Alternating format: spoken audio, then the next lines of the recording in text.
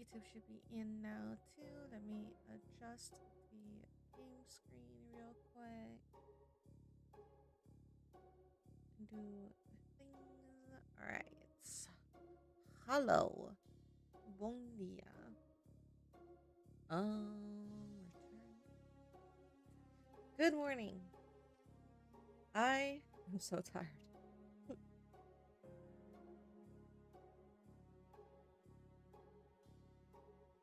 However, the Choose Wisely Festival continues. And so we are going to be playing for your viewing enjoyment. Love is in the Airship. It is a Yuri visual novel. All the love interests are women. There are multiple routes. I don't know what routes we're gonna aim for. Let's go meet our love interests. I'm about to start my new job, but I can't really focus. It's some combination of nerves and boredom and excitement swirling up in me, making me stare way too longingly at a cute butch nerd up on the deck of the ship. Ah, this one? I'll probably never even meet her, but holy hell, would I like to right now. It's been a while since I last had a date. Stupid me spent too much time smoking mana crystals and watching cartoons when I should have been getting laid before the big day. Oh well. I can't let my mind be consumed by the throes of passion right now. I'm about to board my new home for the next few months.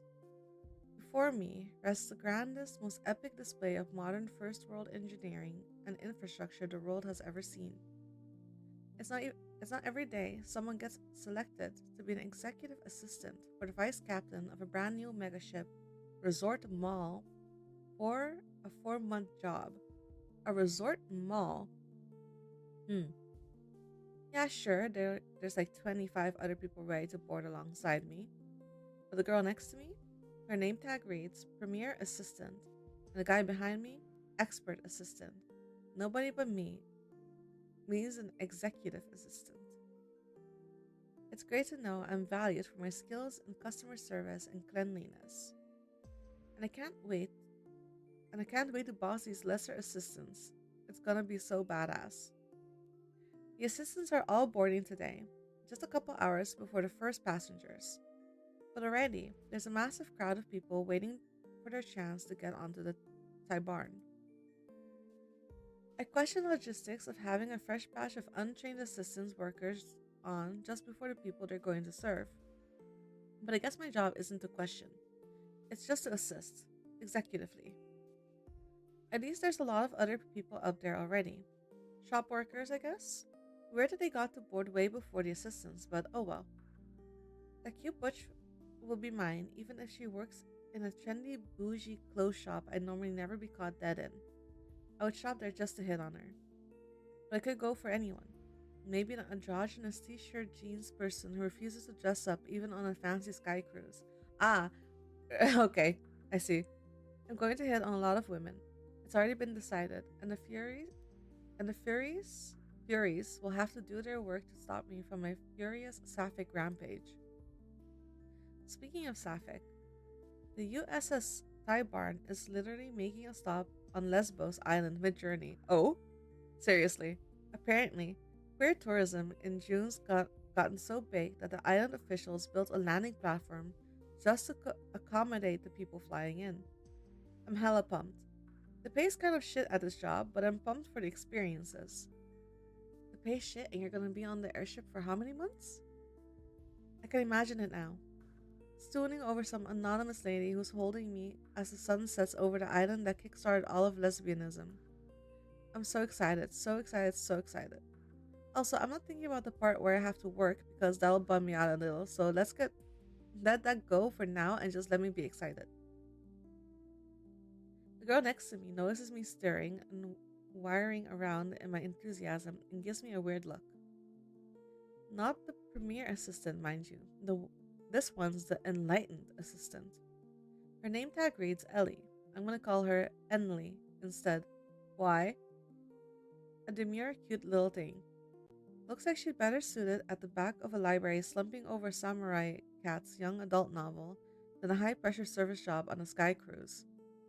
She looks like she'll eat you alive, bro. A nice little shirt and tie, glasses, and some tiny fangs that suggest some vampire ancestry somewhere in her bloodline. Oh, is that? Okay. Also, she's bald. All around, exactly the kind of person I'd love to make friends with.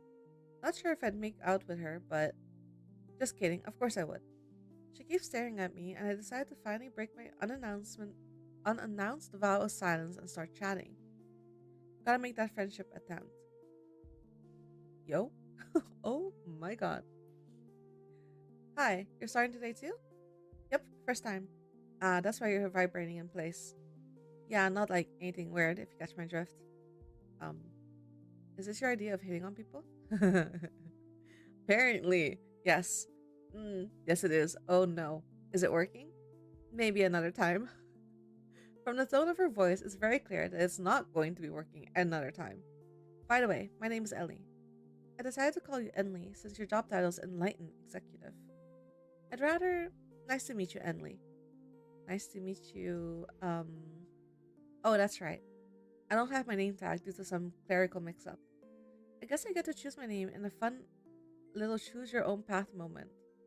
Except, like, in real life. It's not like they have any way of verifying otherwise. Oh boy. I don't know, by the way this main character is speaking, I don't know if I want to tie my name to it. But sure, let's go for it.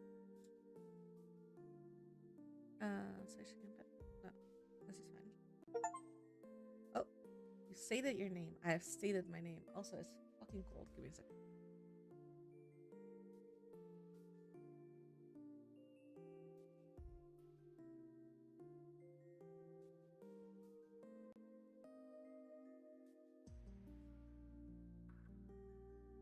Alright. It is -2 degrees here today. Alright. That's the name I'll go by for my entire trip on the airship. I like to go by Catonic. Really? That name's kinda cute. Does it fit me? Do you really legitimately believe your flirting skills are top notch? No. Is that how you're living your life? Yes. I see. Well, I hope we can be really good co-workers, Catonic. And more. Well, actually, probably not. She seems straight to me. If you need any help, let me know. It'll be my third tour on one of these airships. Oh, legit? Is it that fun? I mean, it's a job. Meet a lot of interesting people, I guess. And obnoxious rich tourists who don't tip. Oh. Maybe the Thai barn will be different though. It's a hell of a lot bigger than the Naisala was. And a total different world than the Soren. What's the Soren? That was one of the first wave of airships back 5 or 10 years ago. Like the size of, I don't know, one of those old passenger planes when you flew Continental. 3 months on one of those and you will go stir crazy cabin fever massacre the passenger mode. I had a bad experience. Everything worked out okay though. I survived. That's as much as I'm legally allowed to say. Oh! And you still did it again on a different ship? It's a job. Well, this one's a whole city basically, so I think even if you go crazy murder mode on everyone, I'll at least be able to hide out in some water slide until we land and you'll never find me. That's what they all say. Oh look, it's the vice captain. We're finally gonna board. Oh, you better be very nice to this one. I look up at the deck and yep, this girl is totally right. He's a big beefy dude with an eye patch and the look of a warrior. Chiseled chin, bicep underneath, and too thin shirt, balled up fists even in a neutral pose. Not a man you choose to mess with. Which makes it all the weirder that he's smiling so broadly, so cheerily. Vice Captain Lorne Rogers shouts down at the assistants. Loud enough, you'd think he's a drill sergeant, but with the tone of a kid's TV announcer. Welcome to the USS Sidebarn, everyone. Capricious cheers fill the air. Everyone in the world is excited, or at least the few dozen of us assistants.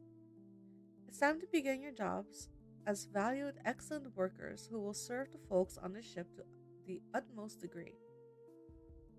All of you were hand-selected by me, Vice Captain Rogers, because I really liked your spunk. The cut of your gip vibed like ice, and I know each and every one of you will make the Thai bar an amazing place to work and live. Now grab your bags and climb aboard your homes for the next 3 to 4 months. Jesus. That's intense. I don't know if I could do something like that. I know that people in cruise ships essentially do that. I don't know. More and more cheers, as if we are in the middle of a middle school prep rally. Heck, I'm tagging along, honestly. I'm cheering too, because gosh, is the Rogers guy an amazing hype man. Let's get on board. All of the assistants start lining up and preparing to officially board the USS Thai Barn. Everyone goes towards the big ship ramp platform thing. You know thing, I don't know the name. I get in line, and Enli, for some weird reason, scurries ahead so that we aren't next to each other. The dudes around me seem pretty content not to talk to me, so I just bid my time and stare up at the deck, the massive world that awaits. I can see the giant 6-story buildings jutting up into the sky, the full-on theme park with a Ferris wheel, the giant infinity pool suspended up into the air with nothing but some sort of magic elevator to shoot you up there or back down. No, no, no. No, I would not do that. I'm just glad I'm not the only one who has to figure out how all of this works scientifically. I'm sure airships have a perfectly logical explanation for how they function and don't just crash to the ground. Yeah, nothing to worry about. Mm-mm. Eventually, I make it up to the top of the deck. I'm on board the Thai barn. It's me, the one in the ship. Whoa. This is Rogers. Oh, it's so okay. Vice Captain Lauren Rogers greets me with a very intimidating glare and a very welcoming smile, somehow simultaneously. It's you. Yeah, it's me. You hired me and said I was the most promising candidate you've ever seen. Yep, I probably said that. I'm so excited to be a good worker or whatever. Before I welcome you aboard, I have an important question. Are you prepared to be a fantastic service representative of the highest quality? Are you prepared to give everything in your life for our valued guests? Are you prepared to die for them? Will you devote everything you have to our guests? Well, he's asking me this non rhetorically. Is it a weird joke, or am I prepared to lie and say I'll devote my entire life to some customers? I feel like if you say no, the game ends immediately. No. Huh? Let's try that again. Will you devote everything you have to our guests? No. Huh? Let's try that again. Oh, is this just a... Is this a loop? Seriously, all you have to do is say yes. I'm trying to pump you up, dude. Don't worry, I'll ask you one last time. Will you devote everything you have to our guests? No. Nah. I'm going to just pretend none of this ever happened, okay? You're a good kid, and I'm going to give you the benefit of the doubt that you're just being silly. You'll find that I'm quite stubborn about this. So to just push everything else back aside, before I welcome you aboard, I have an important question. Are you prepared to be a fantastic service representative of the highest quality? Are you prepared to give everything in your life for our valued guests? Are you prepared to die for them? Will you devote everything you have to our guests? Well, no. How long can you do this for?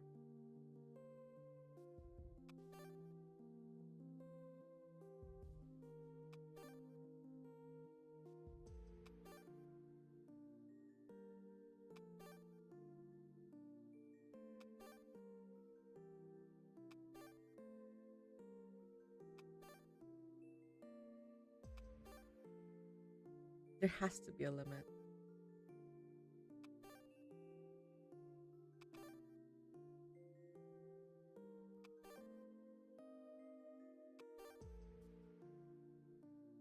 Is there no limit?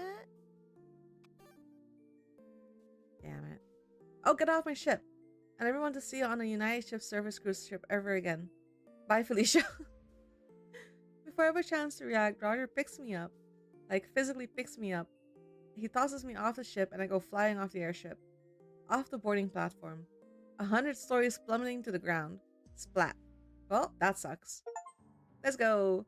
Got thrown off the airship by being just vastly too annoying. Trial and error. Let's go. Let me load. Yes. Yes. Now that's what I'm talking about. Welcome aboard the USS Barnew, my lovely executive assistant. You will do such great work. Set your bags in your room and I'll hand you your first assignment. Remember, the first passengers will board in just a couple of hours. You'll need to be as fast as Gonzalez. Guy, if I Captain Rogers. That's the spirit, you. You forgot my name. My name is Catonic. Okay, Catonic. I unfortunately will never remember that. No hard feelings. Anyway, enjoy your time. I go to the crew cabins, following the mass line of other assistants who are all doing the same thing. There must be 1,000 staff on the ship. Not just the assistants, but the shop workers, the transportation people, the theme park operators, the maintenance people.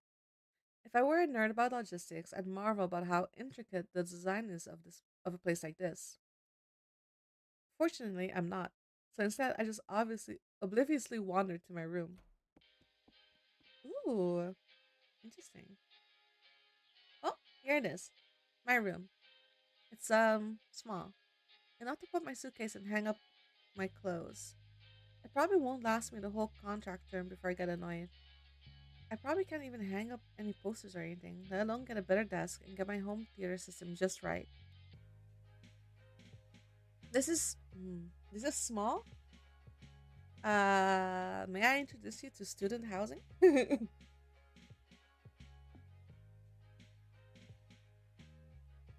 Where it's cut into about half. I'm going to have to watch movies on my laptop. A terrible fate for anyone. No, you don't. Just put a box at the end of your bed and put the TV there. Well, there's a bright side. It just gives me a very strong encouragement to shack up with hot girls who have bigger rooms than me, so I don't have to be here all the time. I mean, if they're also working on the cruise ship, they have the same room you do. I guess you could convert one of the rooms into a type of living room situation deal. Genius plan, if I do say so myself. Well, I'm hot, I'm young, and I'm unpacked, and now I've got the fancy executive assistant vest on too. Everyone knows vests are cool. Time to wage slave it. I'm just about to exit the door when I'm stopped by a text message buzzing on my phone. It's from the executive manager. I have no idea who they are. Is the vests are cool a critical role reference? But it says, first assignment, carry bags, go to guest boarding. No mistakes allowed. Oh boy. And no ability to reply thanks to the stupid workplace app thing. Oh well. I guess I'll do that and do a really good job at carrying bags. I'm not exactly sure how executive that is, but whatever. Probably just packed for the opening day maiden voyage stuff. I get it. No, I'm pretty sure you all just have empty titles and you're all just assistants. You know, like grunt workers. Now I head out to the deck and go to the guest boarding entrance area. The deluge of passengers has already begun. I'm too late to stop the floods. A sea of people pour into the. Wait, why do I keep saying water metaphors? This is an airship. Let me start over. Now I head off to the deck and go to the guest boarding area. The windstorm of passengers has already begun. I'm too late to stop the tornadoes. A gust of people blow into the ship, and so many of them have giant suitcases that need lifting. Some of them look pretty annoyed about the fact that they're doing normal people stuff instead of rich people stuff. I'm here to alleviate their concerns and help them feel like they're rich. Hello, y'all. I'm here to carry your bags. The chaos of the scene is a bit much, though, and there aren't any takers. Not until I start waving my arms around frantically. Finally, one person greets me and lets me take their bags, an oversized backpack. But I forget to ask them where their room is, and they're already disappeared into the crowd. Oh no. I guess I'll just hold on to it until someone yells at me about it. Soon enough, some girl comes up to greet me with her own bags. What a weird looking girl. An eye patch, a face mask, and a Lolita dress. Is she an anime cosplayer? I think she just likes the fashion, no? I'm surprised someone could dress up so much for the first day of a month-long cruise. Not that all passengers are going to be aboard the whole time, but still. Bags, please. Room 621. Got it. You're really pretty, by the way. That's what they all say. That's what they all say. Alright. And then she wanders off before I can have any semblance of conversation with her. Sad. I should probably keep workplace flirting down so I don't get thrown off the airship. I bet if I Captain Rogers would literally throw me. It's kind of scary looking. He's already thrown us off the ship. Anyway, I go take the master lady's back up to her room. 6 floors up, I take the elevator there to speed things up.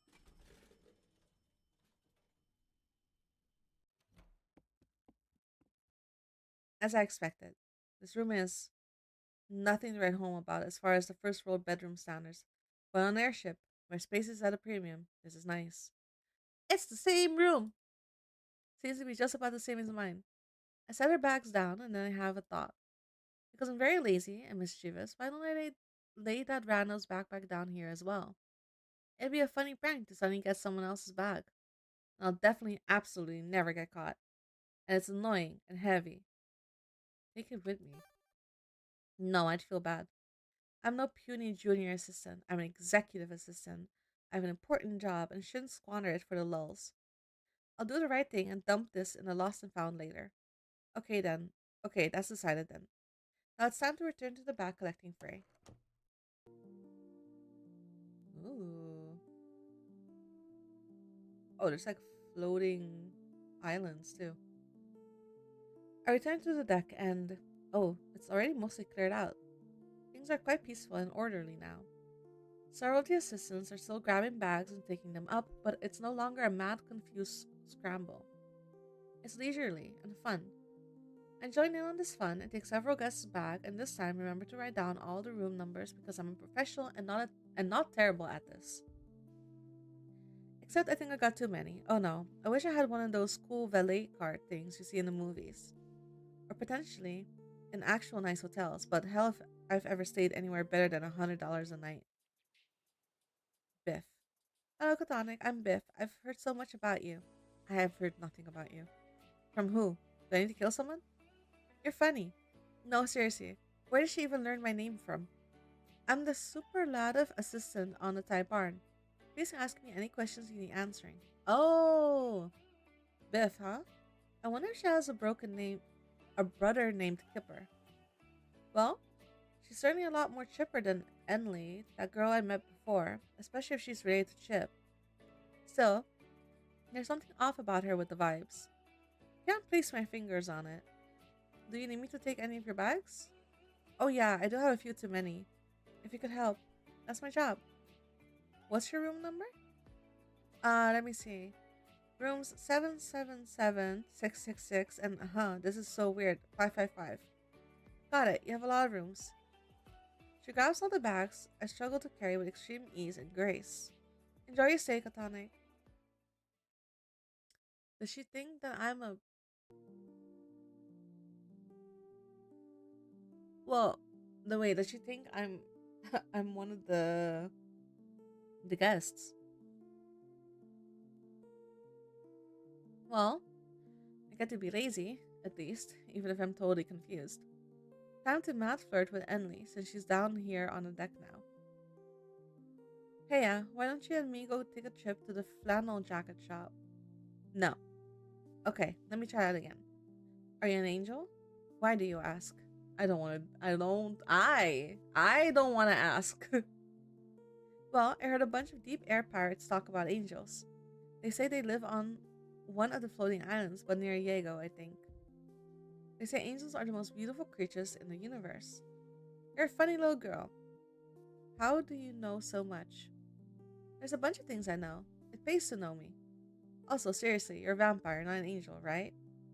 Do you see my fangs? So that's a yes to vamp? Not a vamp, but yes to vampire. Well, a turned vampire. I can still eat normal food and go out in the sun. You know how it is. Oh, you got turned by some hot lady who emotionally manipulated you into cursed immortality? Not exactly, but close. Well, I bet that vampire super strength really helps you pick up bags.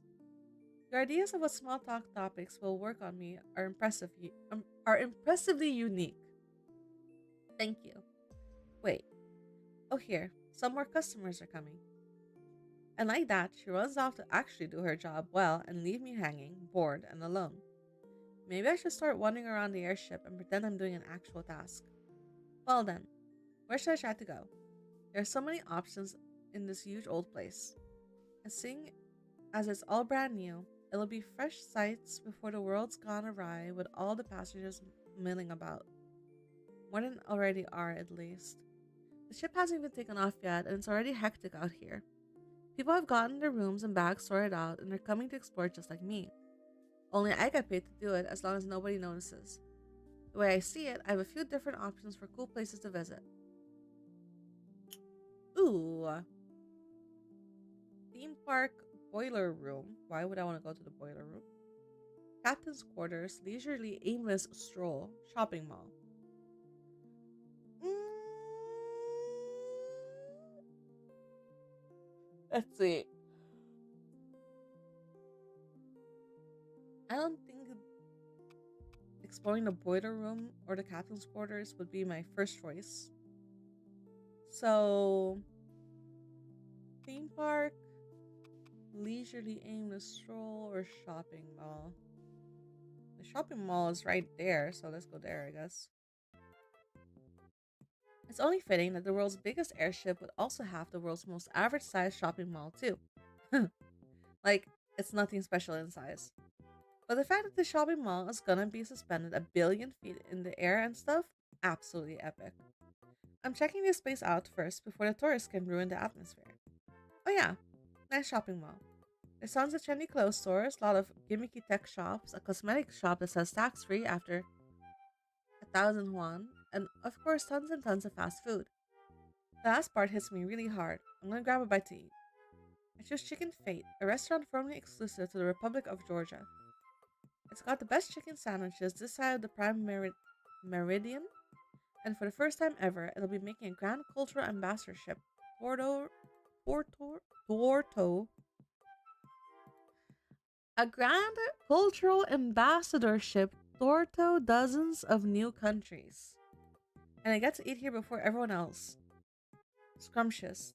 The weird pickle doesn't work like they think it should, but overall, I'm extremely satisfied with the chicken burger. Time to spread Georgian culture all over the world. Okay. The theme park? Can you believe there's an entire theme park on an airship cruise? A roller coaster, a Ferris wheel, a spinning pirate ship thing, all of it painted bright, hot pink, and neon yellow. A theme park is a place of infinite joy. And unfortunately, ticket or no entry. But you can upgrade your vacation package at the service center. Come on, dude. Wait, aren't you an employee here anyway? Shouldn't you be working? Narc. And that's how I was refused entry to my dreams. I'm gonna make it an important life goal to get into this park somehow. I need to ride the scary roller coaster. You would think that. So, I would assume, right? That if you're working on the airship or a cruise or what have you, that you have working hours, and outside of those working hours, you can just kind of roam around and do whatever you want.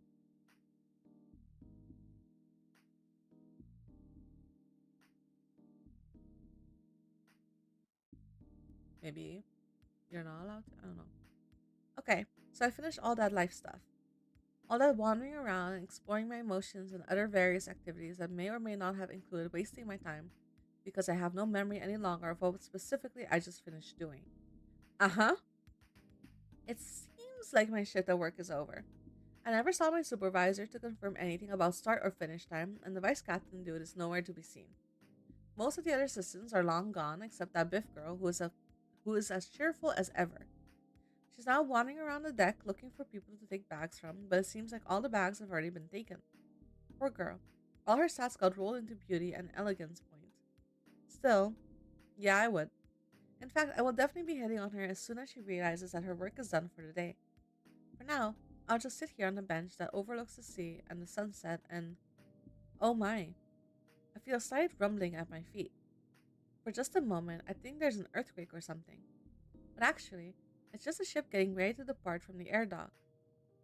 Said air dock is a good 50 or 100 stories in the sky, with nothing but an elevator taking you up or down, which is which I will say is truly the most efficient way to make a low spaceport in the sky.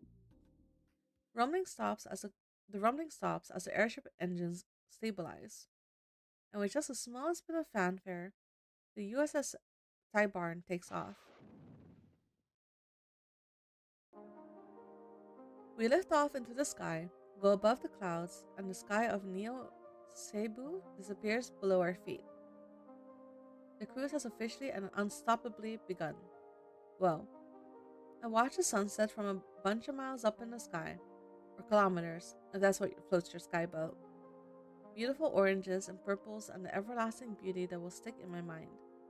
I'm really happy I did this, that I came aboard the Tybarn, even if I'm still unclear as to what my job actually is supposed to be.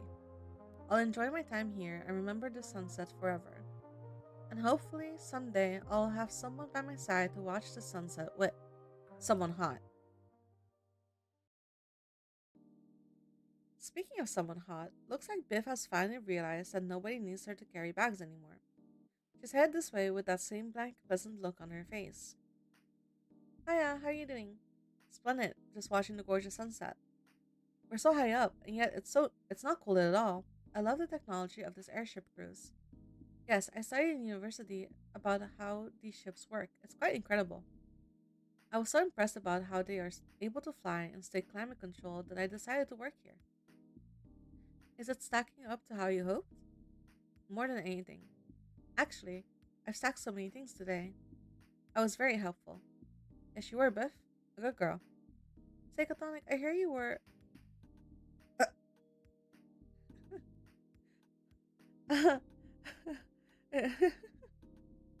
um, is she speaking that way because she's very factual, or like? I heard you were a homosexual. Oh no. I too partake in pro-sapphic activity. Ah, I even went to Philadelphia Pride 2 years ago. I'm an ally and a friend. Oh, an ally. Alright, nice. Ally. And I love kissing girls as well. Oh, that's much nicer. Significantly nice. I feel such a kinship to femalehood. I'm a member of the Sisterhood of Traveling Pants, as it were. The movie? Pants were very difficult for women to wear in olden times, so it was often seen as a symbol of queerness. I'm not sure if. Yeah, actually, that tracks. Everything you say differently makes. Everything you say definitely makes sense and tracks. And we should go on a date if you're interested. Even right now, as the sun disappears under the horizon and our love blossoms. Oh, that reminds me. I wanted to ask you to join me. Oh? So it's a date? No. But I would like to get to know you better as at the lesbian bar. Lesbian bar? On the Thai barn? Are there even enough queer women here to justify this? You would be extremely surprised. I was extremely surprised when I learned about it. Women all over. It's already open? Even on the first day? Of course. I know someone went there already. Oh yeah, someone, eh? Someone special? Yep. Oh, that's not a good sign for me. Sounds like she may be taken, but let's hope not. Well then, I want to get to know you so much better, Beth. Let's go to this mysterious airship lesbian bar. Where is it anyway? Well, you know that big shopping mall area over there? Yeah?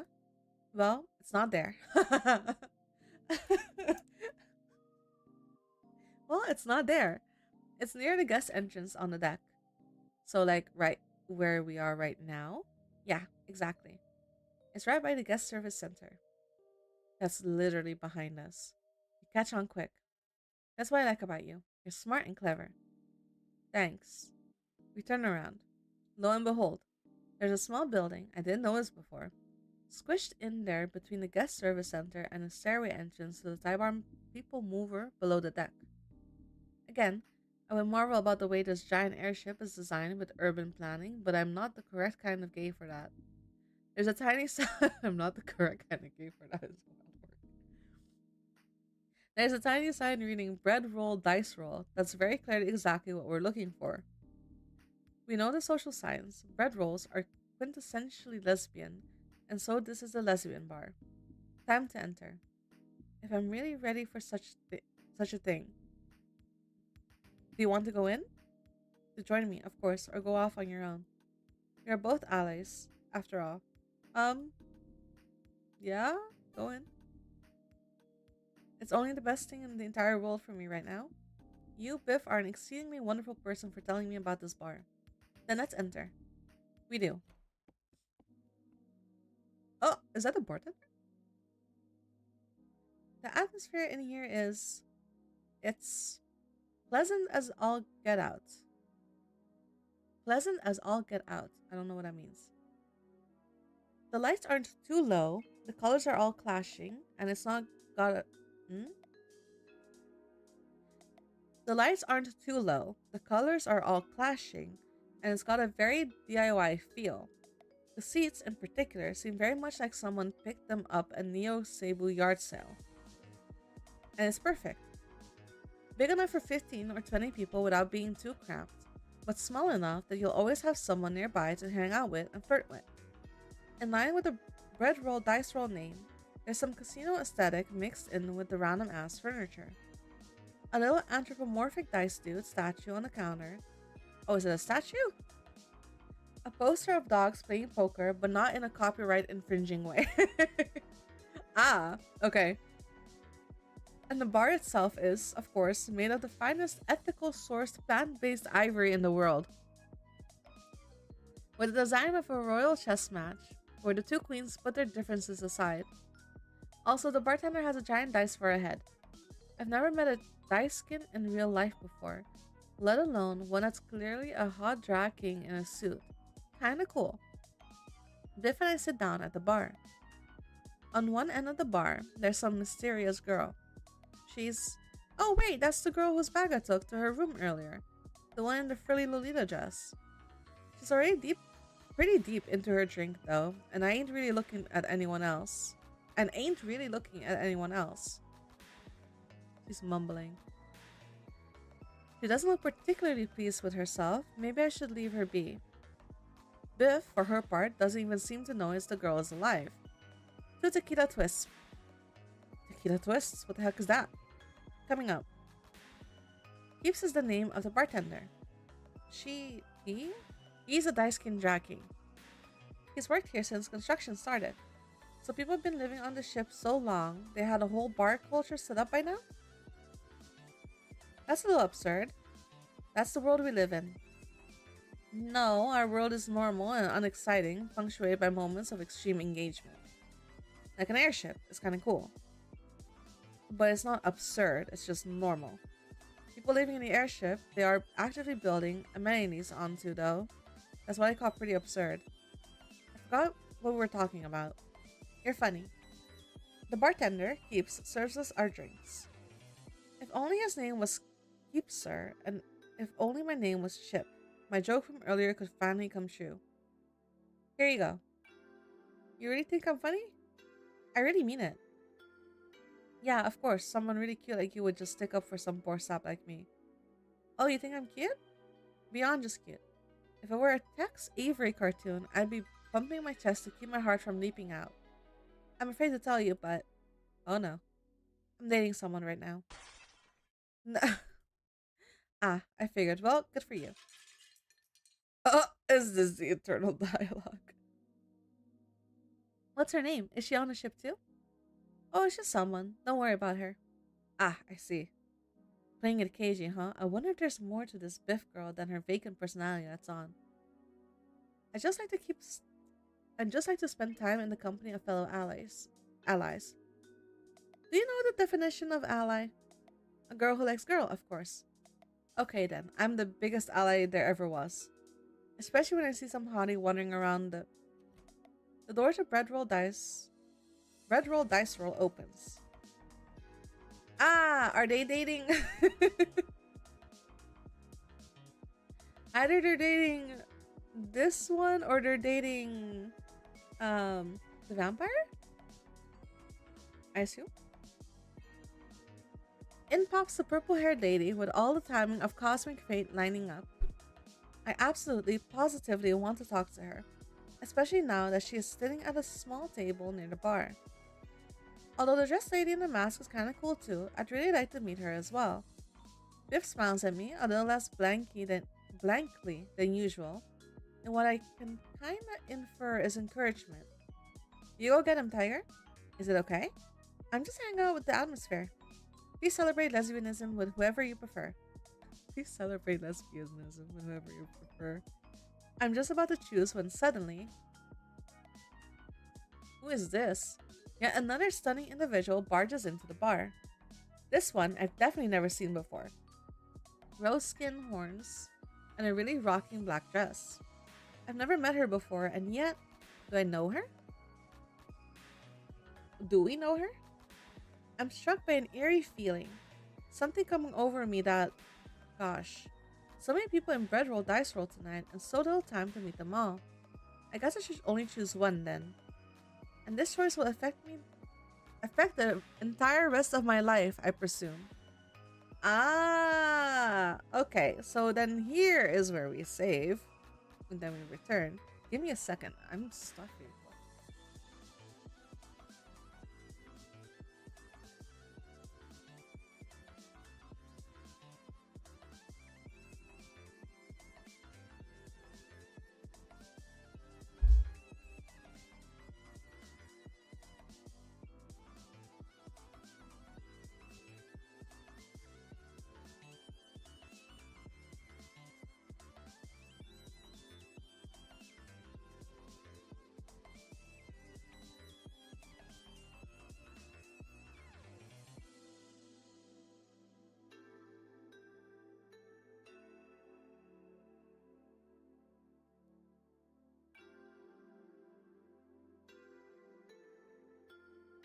Man, I better not be getting sick. Okay. The dark pink one, the masked lady, the butch one. Keep chillaxing with Biff, do something else. Mm.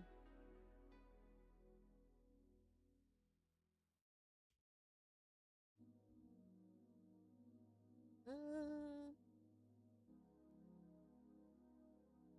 I know, I guess we go in order. The dark pink one. I'm going with the weird horn girl who gives me the creeps and yet mesmerizes me. Good luck with that one. She's a handful and a half. I don't know what that means, but I feel relatively inspired anyway. I take my tequila twist and sit down on a chair next to the red girl. Innate social anxiety spiking. I'm not even a shy person. Why is this happening to me? She's just too cool. Rather than speak to her, maybe I can just fall asleep on this tiny couch and pretend I pass out from being drunk. A much more sympathetic story than to admit my nerves. And honestly, the dream world is definitely more accepting of individuals like me. We can take turns being incomprehensible in real life, when all the stories I've heard from those who enter dreams or extract ideas is that dreams are the only thing dumber than reality. Wait, I'm already starting to doze off while I think. Oops. Time to actually talk to her instead of talking to myself. Hey, sup? You know you. Hmm? Do I know how. Do you. Do I know how cute I am? Yes, I do. No, not that. You're cute, but. But? What's your name? Escatonic? I thought so. Mine's Kinota? Turns out we're the same person. Sorta. Huh? What? I have an evil twin? A mirror copy, more like. I'm you, but evil.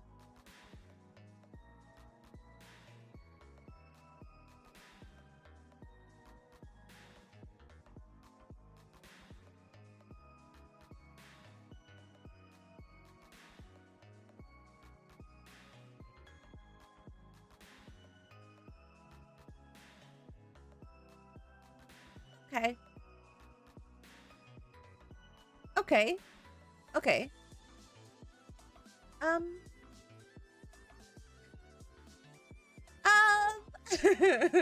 How is this gonna work? This is very, very funny for very different reasons that are outside of the game. But okay. I'm you, but evil. I didn't expect you to be on this airship too. This changes things. Ow. Did you know I existed before this very moment? Well, I knew I was the evil version of someone. It wasn't until now that I saw your face and realized the truth. I'm starting to wonder if I didn't actually fall asleep on the couch. Why is this reality and not a dream? I guess reality is so real sometimes that it makes a mirrored copy of me. Is it weird to date your evil counterpart? No, not really. Okay, good, because I was planning on flirting with you. Oh, really? Would you like another drink? It's on me. I'm an executive assistant, so I have lots of money. Liar, you said the pay is terrible. Actually, I'd rather go for a walk. What are nights out there? It's always nice due to the climate control. That was an invitation, doofus. Let's make like trees and scram. It's like make. I pay my tab to keeps. Then in a jiffy, we start wandering around the deck. Interesting. Weather's nice indeed. Like a brisk June evening, if you live in the northern hemisphere and outside of the tropics, I guess. I've wanted to ask you so many questions. My whole life I've wanted to. Why? Just knowing a cooler version of you exists? uh, Kinotag twitches as I say that. This is so. Huh. This is a very interesting dynamic. I just wanted to know if we had anything in common. Honestly, an evil version of people gets a lot of crap. People tend to look down on us for understandable but rude reasons. I was assuming we'd end up getting along better than the stereotypes would suggest. What's the stereotypes about good and evil selves? Regular and evil selves? They just constantly get into rivalries and combats. I've lost track of how many of my evil self friends have perished after some epic rooftop sword duel under the light of a full moon. Shit gets nasty. Well, lucky for you, my fighting skills are practically zero. And I've been working out 6 days a week since I was in elementary school. You could knock me down if you had a forklift. Hot, hot, so hot. Oops, I said out loud. Thing is, I can tell we won't be rivals. Because I'm so much better than you that it's not really a contest. I don't contest that. So that's why I thought it'd be better to figure out our common points. Let's not focus on the evil normal part of it. Got it. Maybe we like the same books, or maybe we have the same tragic backstory. Yeah, my family was killed in the war. I didn't speak English until I was 17 because I was raised in a poor refugee neighborhood. You? I got dumped on the night before my junior prom. That's really sad. I know, right? What about your best subject in school? Mine was history. I didn't get to go to school, the whole refugee slum thing. Oh, right. Maybe I should ask you some really tough hitting questions. Then we'll find some commonality. What about. Oh boy. The best sandwich, your favorite movie, the meaning of life, why are you so hot? What's the deal with the evil people anyway? Oh boy. Alright. Your favorite movie? Favorite movie. Name it. Bold for freedom out of the place of confinement. You liked. Huh? I didn't even know that one. You aren't cultured. Only the finest pieces of authorist gonzo filmmaking of the late. Oh, whoa. Okay. You're so much like me, I can't even figure out if you're joking or not. That's the point. You? Your fave? Bound. The. Oh, yeah, bound. Yeah. Can I change my answer? Be my guest, dude. We could also go back to my place and watch it together if you want. You have it? Yeah, on DVD. Like any good millennial born in 2005. But, damn it, it's at home, my mom's house, not on the Thai barn. Oh well. Anyway, cool. I'm glad we have some things in common. I'm not sure we have found anything in common at all. Close enough, I guess. I'm having a pretty decent time hanging with you, actually. I'm surprised. I thought I'd have unleashed my rage and screamed at you by now. Don't do that. I'm not good with being screamed at. Well, as long as you don't insult my evilhood. I'd never do that. Evil is cool. Hell yeah. We end our evening pleasantly and unsurprisingly without any dramatic moments or making out. I'm pretty happy about that, although I feel something is a little missing from the evening. Oh, did I not pick the right one? Hmm. No, that's the answer. That's the answer. That's the question I asked, and that's the answer I get. We walk back to my cabin, prepared to separate when our paths diverge. But then it turns out we have adjacent rooms. Whoops. Well, you can come over anytime. I'll think about it. Prefer think about it while you're lying in bed in lingerie. That's assuming I wear anything to bed. Oh, good night, my normal mirror self. Can I? What? No. I would assume that the like staff quarters would be separate, but does she not get cold wearing nothing? No. Succeeded at going to red roll dice roll. Why? I'm so freaking tired this morning. Dude, why? What have I? What have I done to deserve this? I didn't even drink like crazy. I guess I just didn't sleep well. That's a real shame. I wonder how I'm gonna get through this. Probably just by going to work like a normal human. That is assuming I actually have work. Nobody told me. I assume you're just working. I go out to the deck and see what's going on. And it turns out I do have work. Oh no. I'm forced to clean the infinity pool. You can only get up here by taking one of the magic elevators. Now that I'm up here, all I see is a half-drained pool, very much not infinity anymore, and a weird, indiscernible smell. It's only been one day in this airship cruise, and already there's been an incident. I haven't been given any details, but I heard there was some kind of gruesome, nasty accident, and now the infinity pool is closed indefinitely. Now we've got to clean the damn thing to prepare for the next crew to come in and fix whatever vague problem has ruined it. I'm trying to find out as little info as possible. Still, cleaning the whole pool area is the worst thing ever. Well, at least Enli is still here with me, cleaning next to me. She's already a very important part of my existence, and I adore her presence here. Even if so far she's been almost entirely ignoring me. Yo, Enli. Top of the morning to you. Wait, vampires are British, not Irish, right? I've forgotten the whole vampire lore. They're Romanian in the stories. I'm from Atlanta. Ha, I got you to speak. Sorry, dude, how are you doing? You seem chipper. Yeah, because I went to the lesbian bar with Biff yesterday and I had a great time. At least I think I did. If it was a terrible time, I've already forgotten about it. Who's Biff? Oh, I guess they're not dating. The other assistant. It's you, me, and Biff. Why are you talking as if there's only three of us? There's dozens of assistants. I don't know. I'm probably being silly. Anyway, Biff is really cool, but also sort of lives in her own little world. Sadly, she's dating someone, so I can't hit on her as much as I want it. But you still hit on her a little. Why why aren't we cleaning the infinity pool again?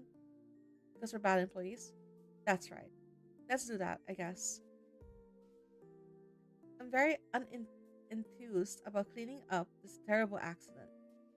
I am the executive assistant, at least I'm supposed to be the executive assistant. The label implies I'm superior to all the other assistants, but I still haven't even met my boss in person.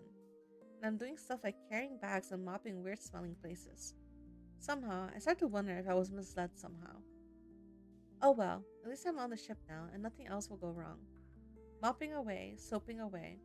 All is pretty nice. All is pretty normal. And Lee is also 5 times faster than me. Clearly, she's going for quantity over quality though, and I'm way better. No, you're probably just slow. Ugh. Anything the problem? Besides your slowness? The smell.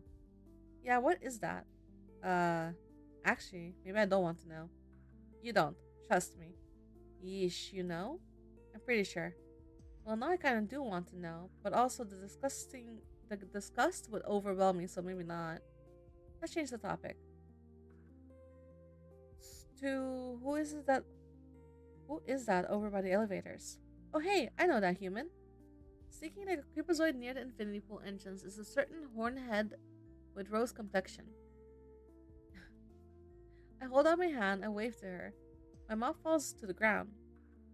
She turns her head a few times, but then comes over to greet me anyway. Howdy. Top of the morning to you. Is that what they say in your country? Enli, it's just like you. And Romania. Enli, it's just like you in Romania. I'm from Atlanta.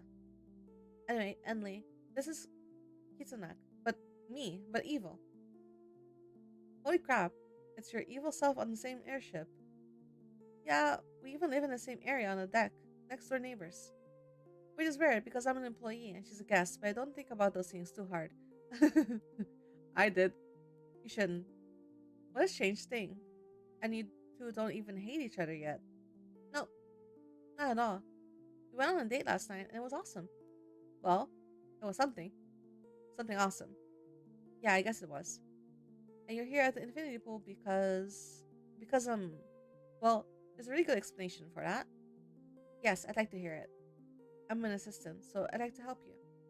I obviously she's here to see me, right? Yeah, I was trying to surprise my non-evil self. I was thinking about getting her a present at the mall, but I'm not sure what she likes. Give me some chocolate. Or buy me the collector's edition of Nickel Arcade Pride Month edition. Ew, the webcomic? Dude, that sucks. I'm extremely offended by that statement. It rules. Nah, get out of here. It sure seems like someone who wants to buy a present for a cute girl. You think I'm cute? Enough. But this Kitanaga over here, honest, nothing's wrong. Actually, I do like her. You like me? Yeah, you're cute, and we have pretty matching personalities. I want to hang out with you more. I make out? Oh my god. Well, that's sort of implied. I'm, imp- I'm implying a lot of stuff later. I'm kind of sickened by this. Homophobic much? No, I'm just. It's so obvious. Whatever, though. None of my business. Well, okay. Katanak, I'll see you later. I'll bring you that chocolate. But not the Bill Arcade. Definitely not the Bill Arcade. Kitanak leaves as quickly as she came. Kinda weird, but whatever. She's definitely up to something no good. What makes you say that? You got something against evil cells? I could smell the blood on her. And it's the same blood as in the infinity pool. Wait, what? It was faint, but very much there. I think that woman killed someone last night. And we're cleaning up the aftermath of whatever body she got left behind. Is that why you didn't want to tell me about the weird smell? Yeah. Not many vampires are on the ship, I'm sure, so I may be the only one who can smell it when it's so faint. I smell entrails, a liver, and a heart with a metallic twist to it. Whoever was here last night was probably stabbed through the chest and left to bleed out. And you think it was my evil self? I suspect so. The smell in her body was just like this mystery person. So Kitanak is probably a murderer, but we don't even know who the victim was. A major cover-up, yeah. But it's probably best if we don't talk about this anymore. I'm going to do some research into all of this. I recommend you do some sleuthing with your new girlfriend. Find out what her real deal is. Just do it with a little more subtlety and nuance than you are known for. What's that supposed to mean? Let's finish up cleaning this pool. There's nothing else for us here. Just be careful. Gotcha, Enli. We hurry up and dash out of here as fast as we can, completing the cleaning job with a real solid 5 out of 10 effort. 5 out of 10 effort. So baseline effort. Did Kitanak really do this? I had no idea my cool airship crush was going to turn into a mystery thriller plot all of a sudden. Oh well, I will remain detached from all possible tensions so that I don't collapse from anxiety or something like that. Nah, I'm just gonna do my own thing. And that's what I do, really. I hang out with Kitanak a few more times, I go to the bar on occasion, and I barely get by doing my job. I barely get by doing my job. It's pretty much what you expect for a cruise ship life. A lot of work, a lot of annoying passengers, and just enough free time to make you wish you had more. A few weeks have already gone by when the airship finally lands in its first major stop, Taipei, Taiwan. I've never been to Taiwan before, so I'm kinda really excited. The Taibar sets down on the Taipei 101 landing platform and lowers its magical anchors. For the next couple of days, the ship will rest here, floating high above the grand metropolis of Taipei. Most of the passengers disembark to enjoy the international journey. The Taiwanese Ghost Festival is ongoing, so the festivities are particularly uproarious right now. Passengers will have a lot of fun. The workers, on the other hand, are pretty much supposed to stay up here and do nothing until people come back. I don't want to do that. I'm really bored. There's a big city below me just waiting to be explored. Hiya! Are you heading to Taipei? I thought we weren't allowed to. Gotta do our jobs that we're paid for, apparently. Ask for forgiveness, not permission. Oh, that time tested advice. No, I mean it. Apologize. Huh? For? I'm not sure, but you have to do it before you break the rules. I'm so sorry. I'm so sorry for being so charismatic. Okay, got it. Then let's get down there. You should choose someone to hang out with tonight. Maybe go for the night market. Your bond with them will grow. Oh, thanks for the useful advice. I'm always helping. Yeah. Biff and I sneak down to Taipei and part ways. See you later. Yeah. She goes out to the Shanghai Short Star Memorial, a very controversial monument to the Elven King of Taipei. I don't jive with that dude's vibe at all, though, so that's not for me. This giant city is a bit overwhelming at first, though, so I decided to go to a cool internet cafe. Uh,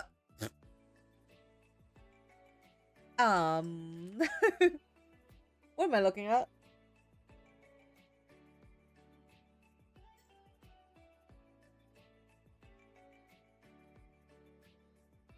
For like $10, I got free access to fast internet and the hit battle royale Great Old Cats. Okay. This is a battle royale. What is this a reference to? Also, I see the logo of the developers. I play a few rounds with my favorite hero, Nia.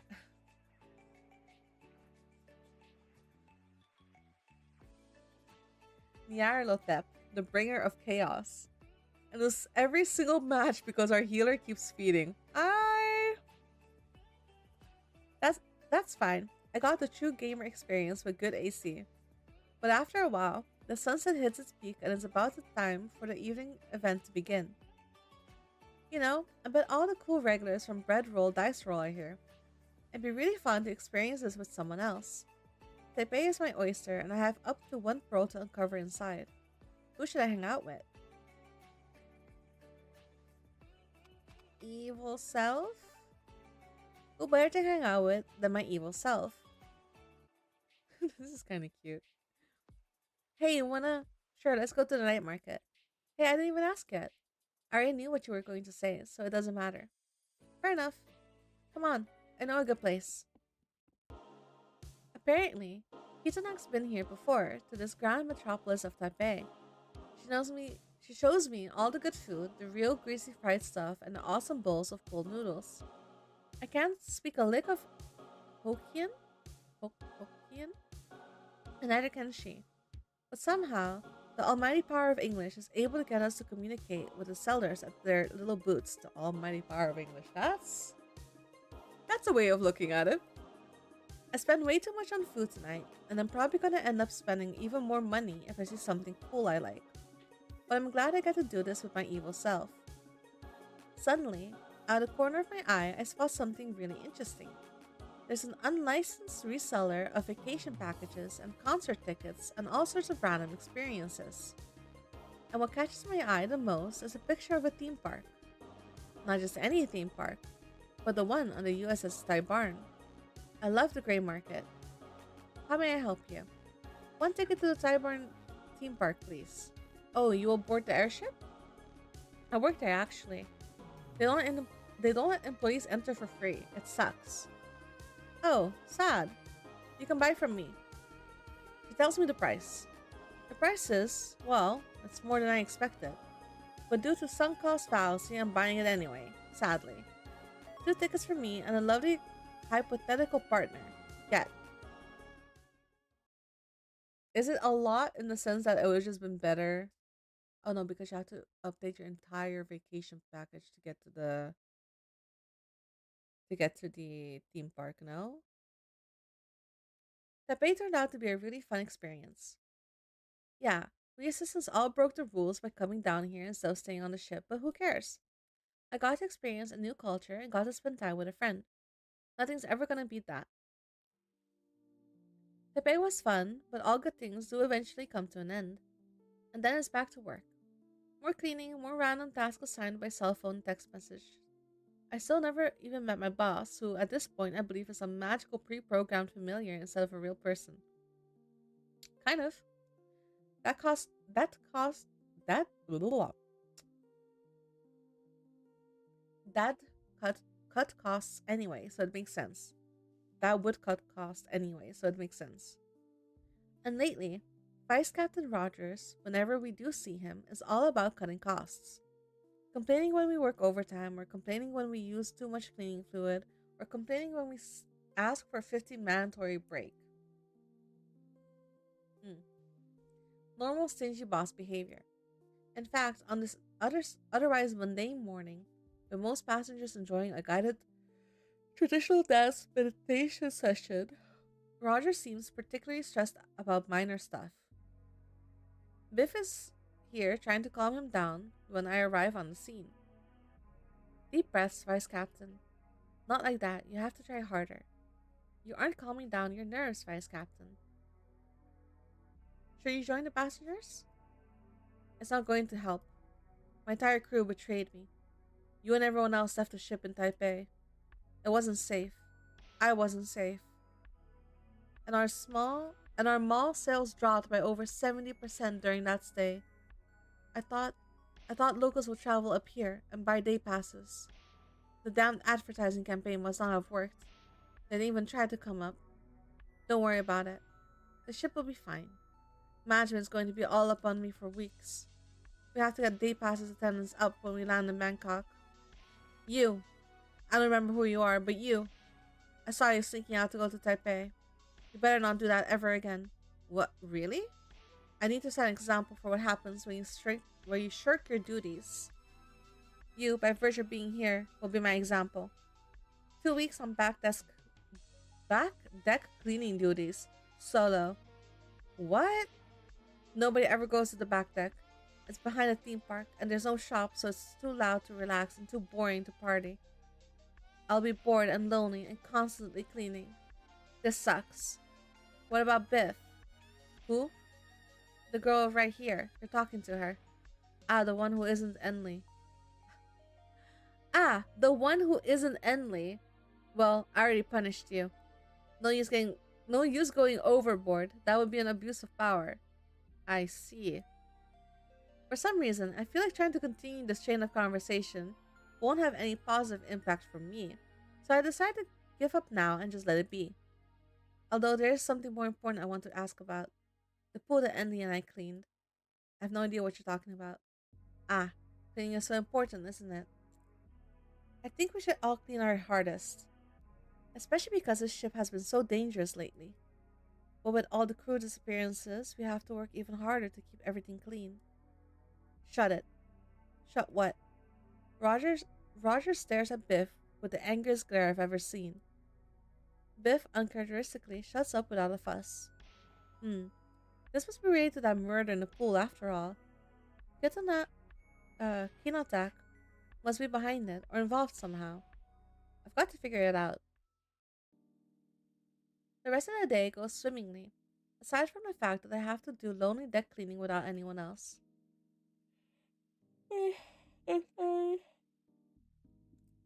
Shockingly, I'm not even murdered by my doppelganger, but there's a creepy sense of intrigue within me. I'm suddenly quite curious. However, nothing much really happens of note in the next while on the airship. We head to our next destination, Bangkok, one I have been explicitly warned against stepping off the boat to visit. The distance between Taipei and Bangkok, once we finally lift off from the Taipei platform, is only a couple of days.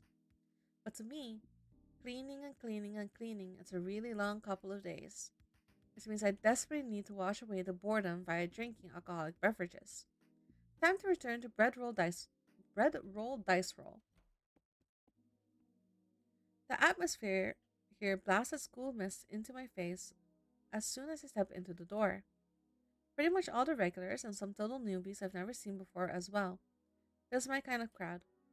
I see some friends I've talked to a few times, at least one person I've kissed, and some total strangers looking at me with a weird expression. We've kissed someone? Or at least one. One who's way off in the corner of the bar, minding her own business, yet definitely looking at me with some inviting eyes. But I only have so many hours in the day. Who should I look into hang out with? The butch one, Kinotak, the masked lady, the one, that's someone over in the corner. That's someone new?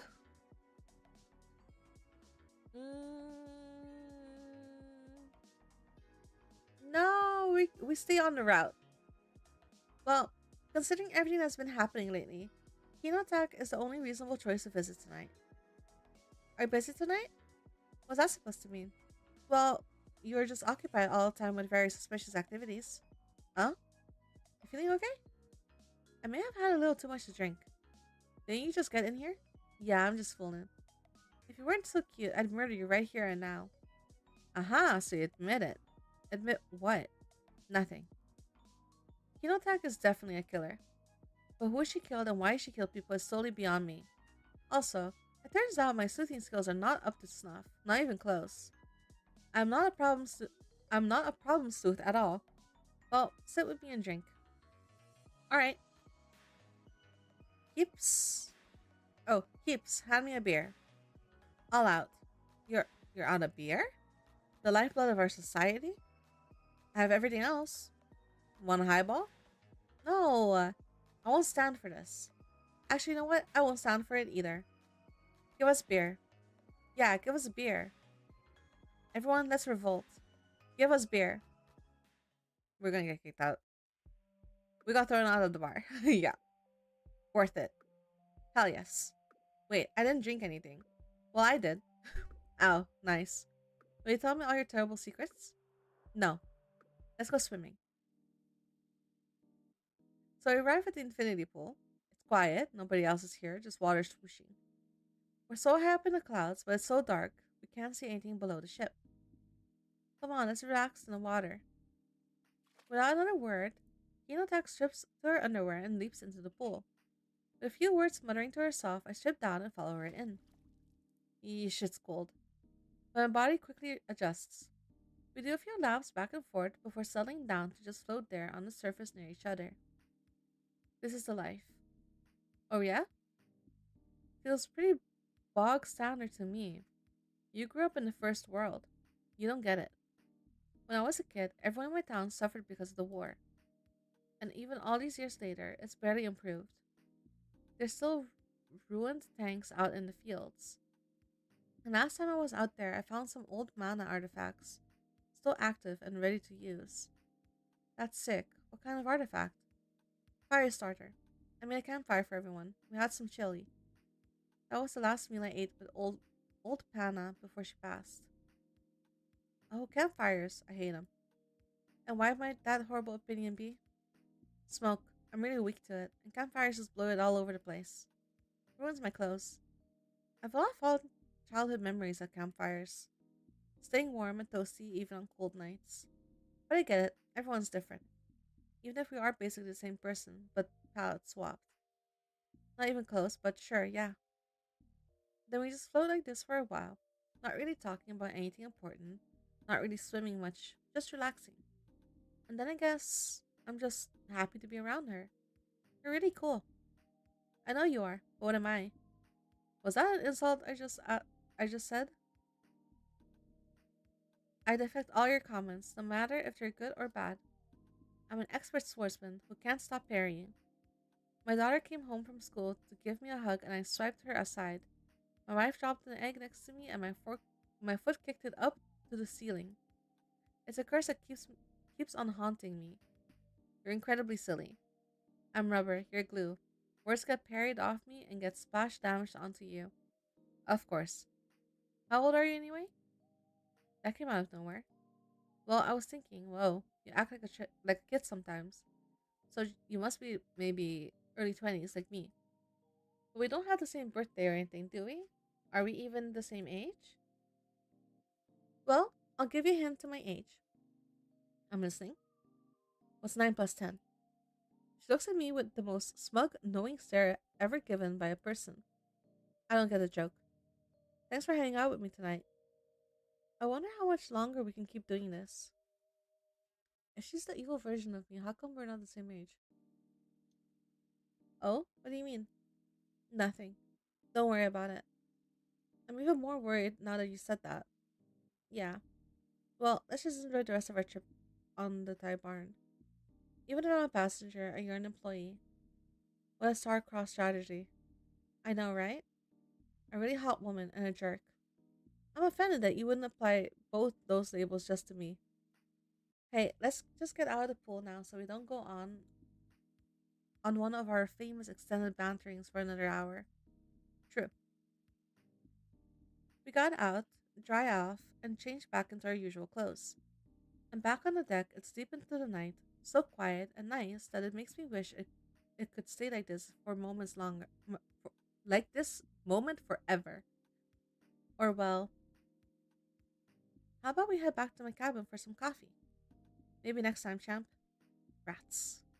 Then, good night. Farewell. Ominous, yet intriguing. That's Kinotak. Hmm. Finally, after a weirdly long time since Taipei, the Taibarn sets down in Bangkok, Thailand. I'm told it's one of the great cities on earth, and it has a funny name if you're a middle schooler or a professional rapper. All the passengers are setting off to go down there and party it up, but the employees are strictly forbidden from disembarking this time. Vice Captain Rogers says that to accommodate the day trippers who come up to the ship for the mall and park and pool, oops, we have to be extra gate workers. But no one came for the day trip last time, right? I'm the executive assistant, so I need to executively assist every person who comes aboard, even if they aren't passengers. And yet, even if I am strictly forbidden for work and safety reasons to go down to Bangkok, I kinda want to still try it. Should I break all the rules and sink down to the ground all by my lonesome?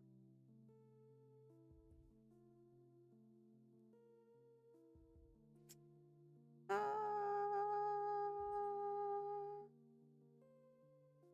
all by your lonesome, so probably our devil lady is not there, so no. Nah, I'm not that stupid. I kind of want to go back and click yes. Work is really super busy the next couple of days, so at first I regret my decision to avoid the bold stuff. But in the end, I think Bangkok was a little too risky if I had been by myself. And none of the other assistants seemed keen on sneaking down there with me, sadly. So that event passed without much incident. But there are some other incidents aboard the ship. It's one random morning when I'm cleaning the front side of the deck when I hear a scream. Quickly running onto the deck with the man in the eyes is none other than Vice Captain Rogers. You, how's it going this morning? Just doing my job. You? Well, it'd be a lovely day if not for the fact that I'm going to die. Suddenly, it all makes sense. Roger has snapped and is slowly losing it. Enley and Biff rush to the scene to help calm the guy down. Biff with head pats and Enley with stern words of disapproval. There, it'll be over soon. You can't be a nuance or you can't be a nuance to the thousands of passengers. It's all come crashing down on me. Either I'll be fired or killed. Or worse, both. You three are such good employees. Have I said that before? So loyal, not treacherous, not like the others. I know what they're up to. You can't worry about what other people think. You only have to worry about your own actions. My own actions. Oh no, what have I done? He's basically like this the rest of the day. I decide to bow out while I still can, so I keep a shred of my own dignity in this whole process. And then Enley pulls me aside. Is he upset because there weren't a lot of day visitors again, and he's worried about management getting on his ass? Is that what he's upset about?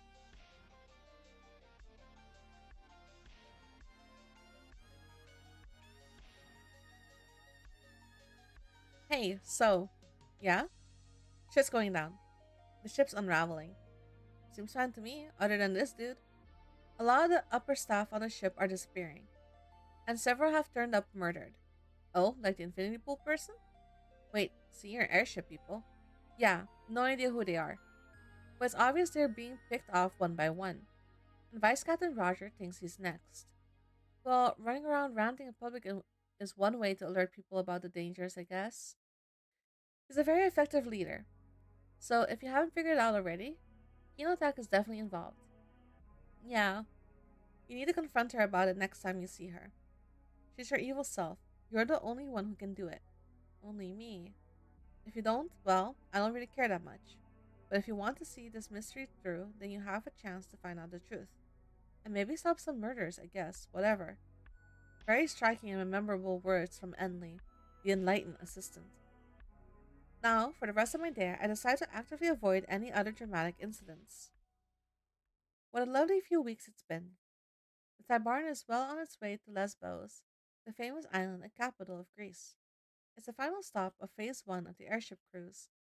Once it arrives there, it'll dock for a couple of months. Many employees will make their ways home, and others will stay aboard to help with the day trippers.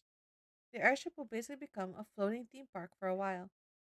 The ghost of Sappho could be proud of such a thing, her very own island being converted to a consumerist utopia. But it's not quite there yet, so there's still time to tend to the whims of the overbooked passengers. Somehow, since Bangkok, there's just been way too many people. We're right on the cusp of full occupancy.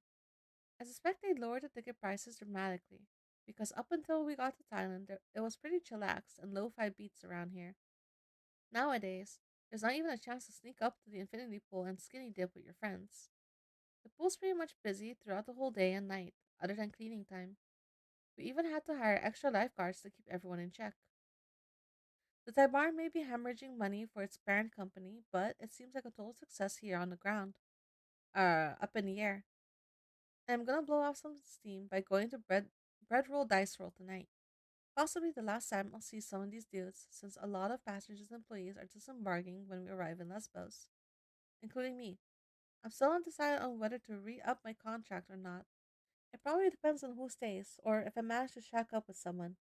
Let's not think of that stuff right now, though. It's bar time.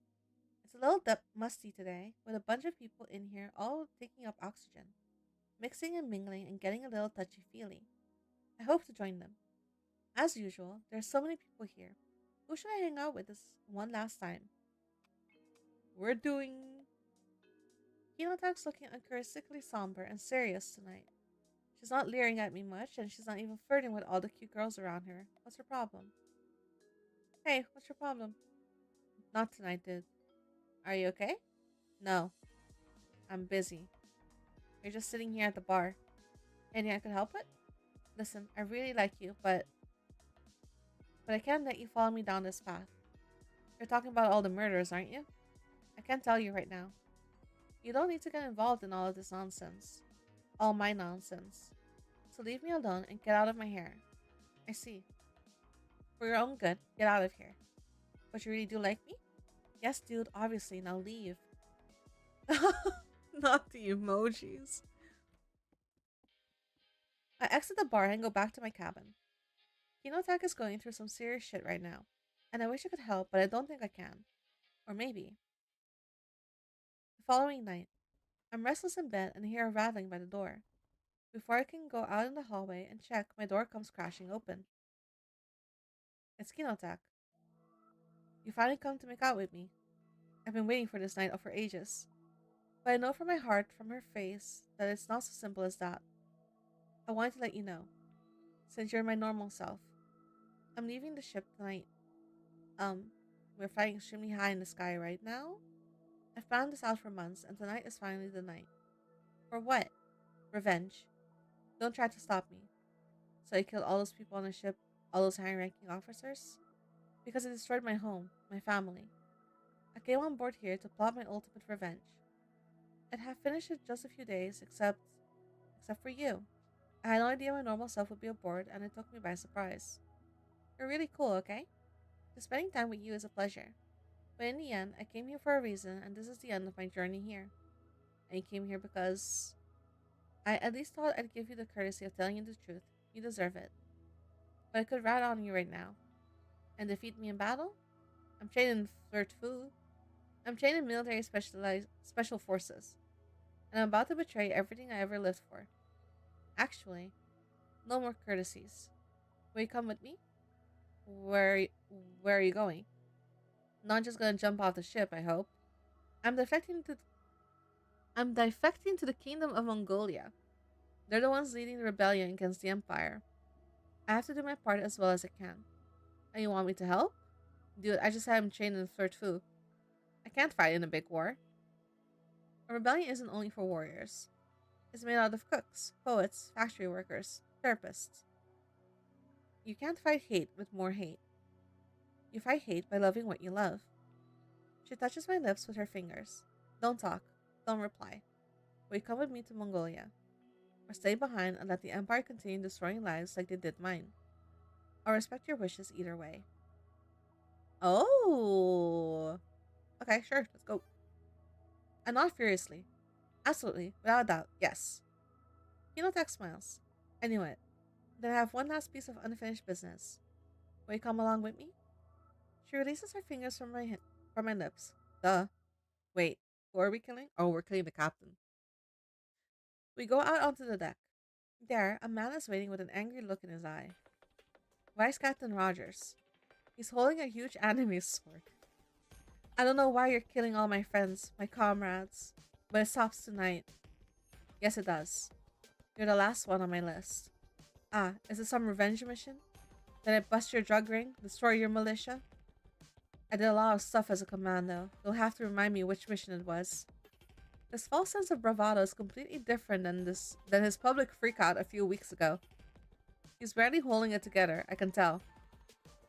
Trying as hard as he can to intimidate this girl and failing. Earlier than your commando time, you were just a grunt captain when you met my hometown. Remember? In the Luzon campaign?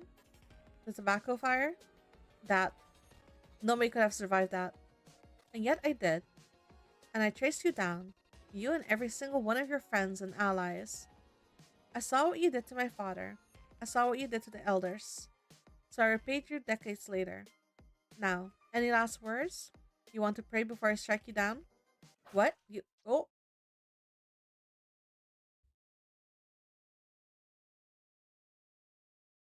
What? You don't even have a whip? And then she slashed it. Okay, cool. Oh. Roger falls to the ground, motionless.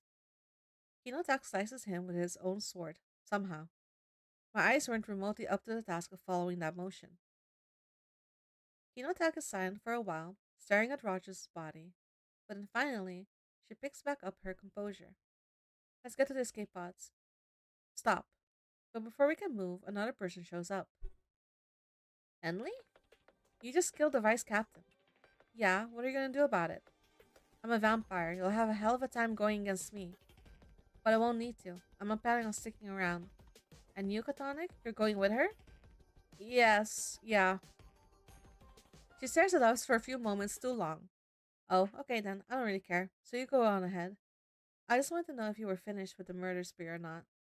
I'm done here. My next step is meeting the rebellion. Okay. Be my guest. Thanks, Enley. I wish I wish I had ever learned my real name at any point in these past several months, but whatever. Fine. Do your best out there. Thank you. Bye. It is pretty rude to ignore someone's actual name and just give them a nickname that they obviously do not want. Kinotak and I board an escape pod and launch off the Taibarn. Headed for Mongolia, headed for a rebel faction. I've never felt less certain about my future than at any point of my life. But with my evil self here to guide me, I don't feel scared at all. Kinotak grabs hold of my hand, and as we watch the sunrise appear on the horizon, our small ship flies east in search of hope.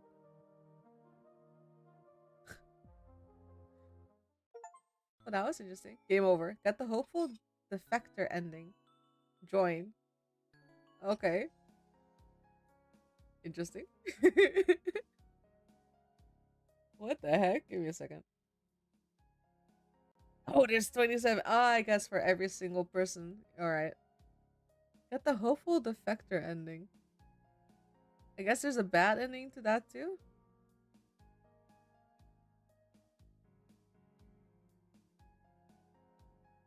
You and you get the mirror couple ending. Ah.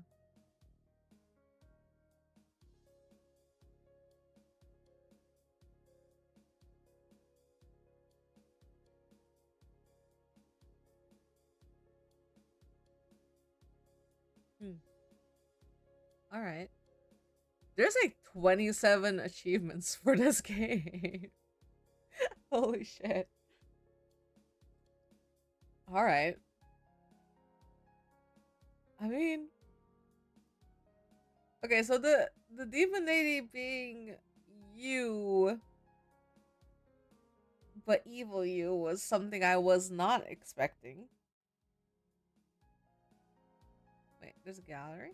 What do I have in gallery? Oh.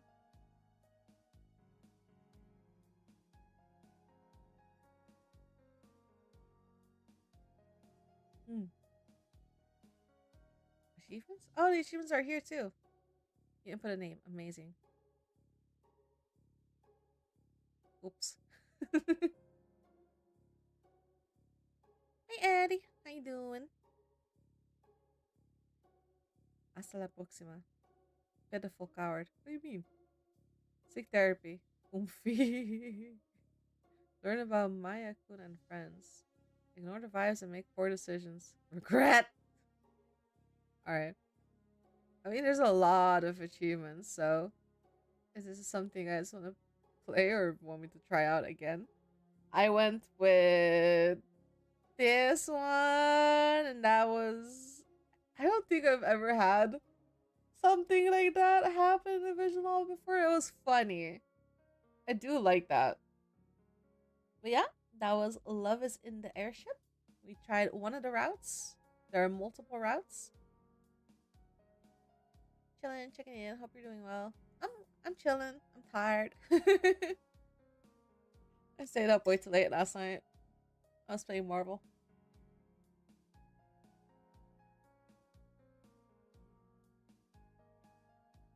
I was busy playing a Marvel. Alright, let me swap games. Been streaming every day the last couple of days because of the Choose Wisely festival. Where's the other game I have to play? There. Huh? Where is it?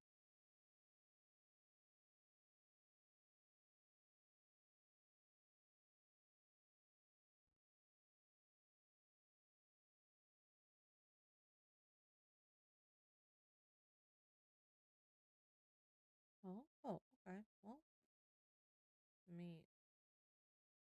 I guess I didn't download it? What the hell? I searched it in my library yesterday. Okay. Well, I guess I will download it real quick. But no, I'm chilling. I'm playing Marvel, been playing a lot of indie games. I need to sort out my sleeping schedule. But other than that, I'm chilling. How are you?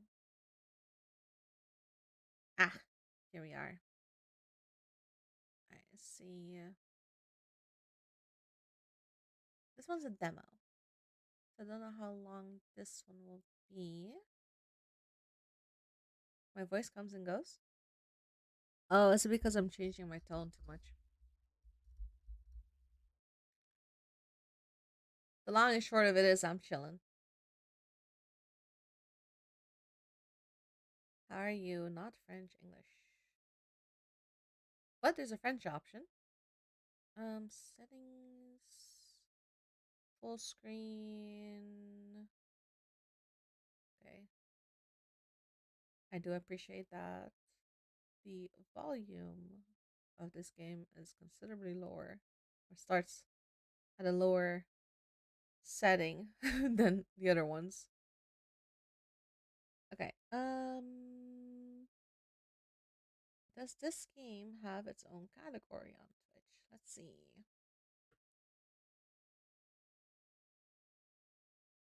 Yes. There we go. All right. Let's see. Where is game audio?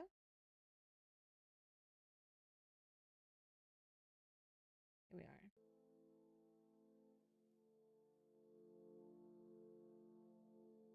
All right. Should be just music that you're hearing right now. Let's go back.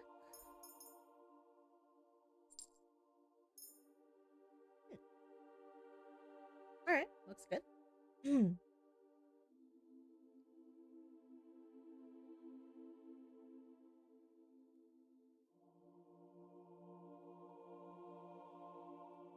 I thought I did the math right on my schedule and was happy I wouldn't have to work on New Year's. But apparently, I'm still bad at math and I will be working on New Year's. So yay. I'm not sure what you mean. Like what you got the schedule and you just kind of didn't know you were working on the wait, are you working on the 31st or the 1st? Like New Year's Eve or New Year's? Like New Year Day.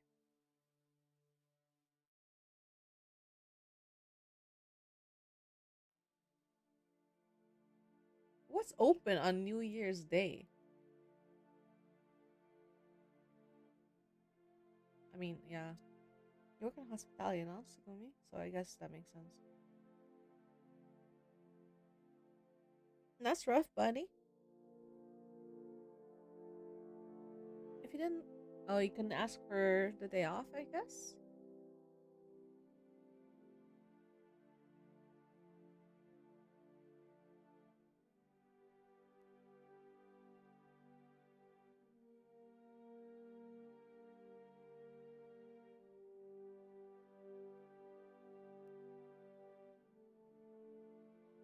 Schedule hasn't been filled out that far. I did some counting on my trusty fingers and thought I was off. Oh. Oh, because you have set days, Asina. Ah. It's no good. I know I can ask for it off.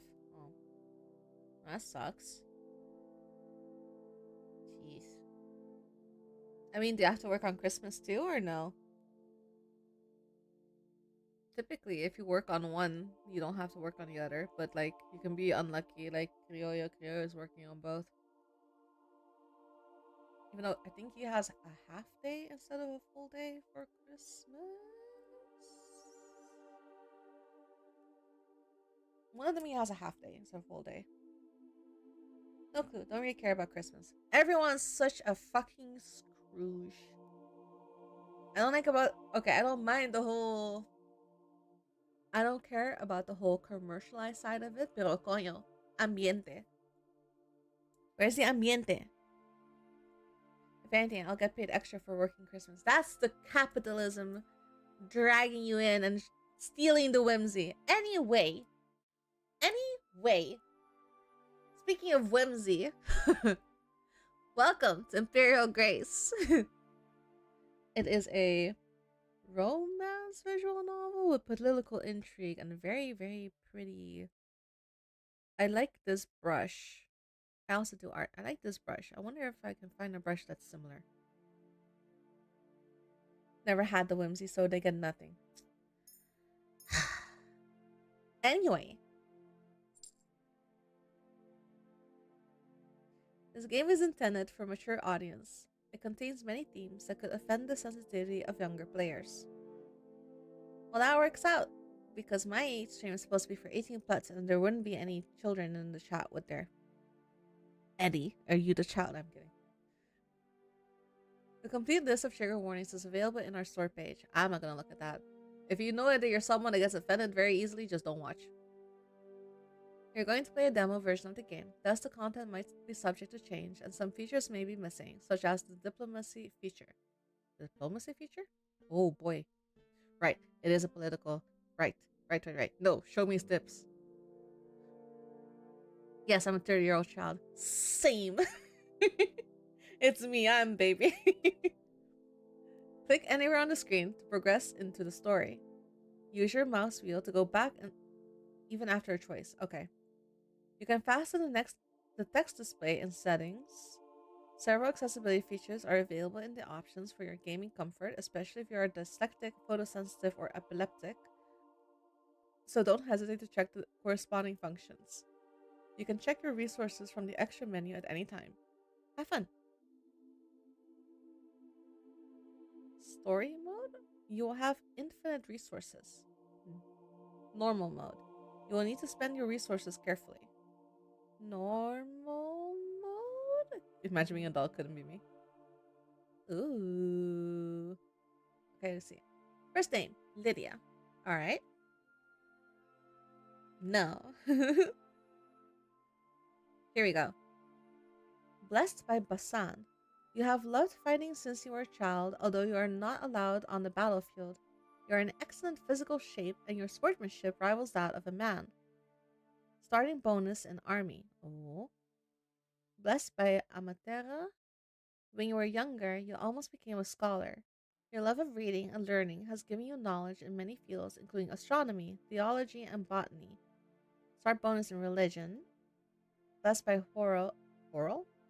You have mastered the art of diplomacy and eloquence. Well, that's so fucking not me.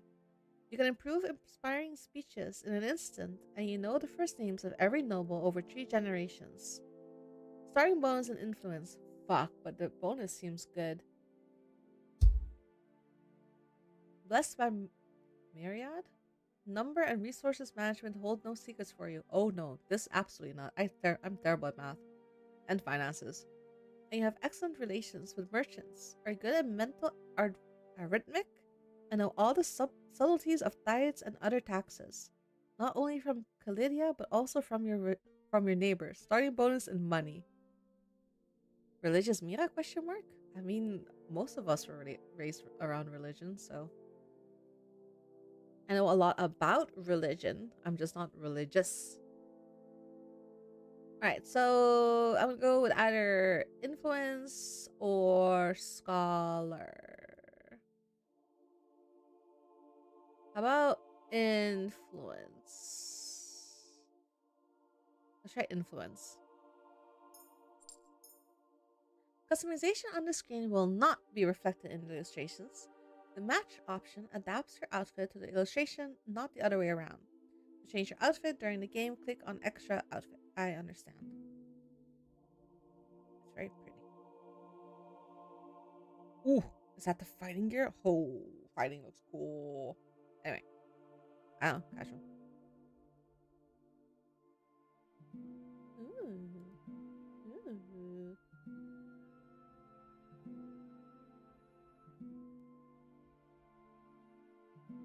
There's like a little guitar strum every time you do it.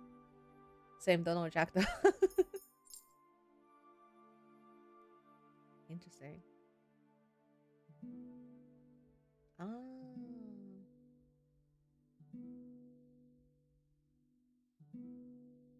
I just like all of the. I just like that hairstyle.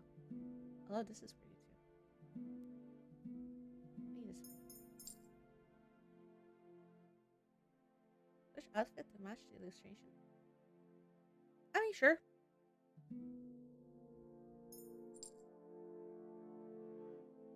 Three. Three what? Oh. Your Grace, Your Grace. A panicked voice resonates in my dream like an echo.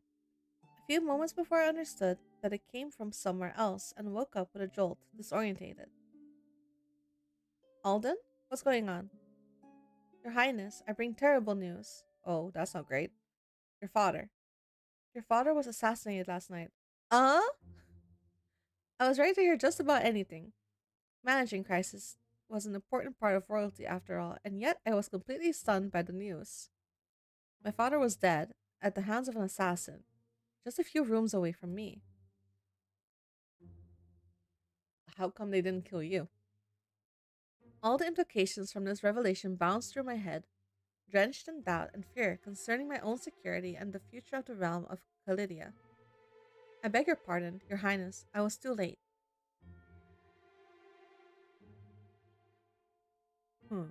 Pulling myself out of my lethargy, I looked down on Alexander, who knelt next to the bed, his head bent low, as if the weight of his shame stopped him from getting up.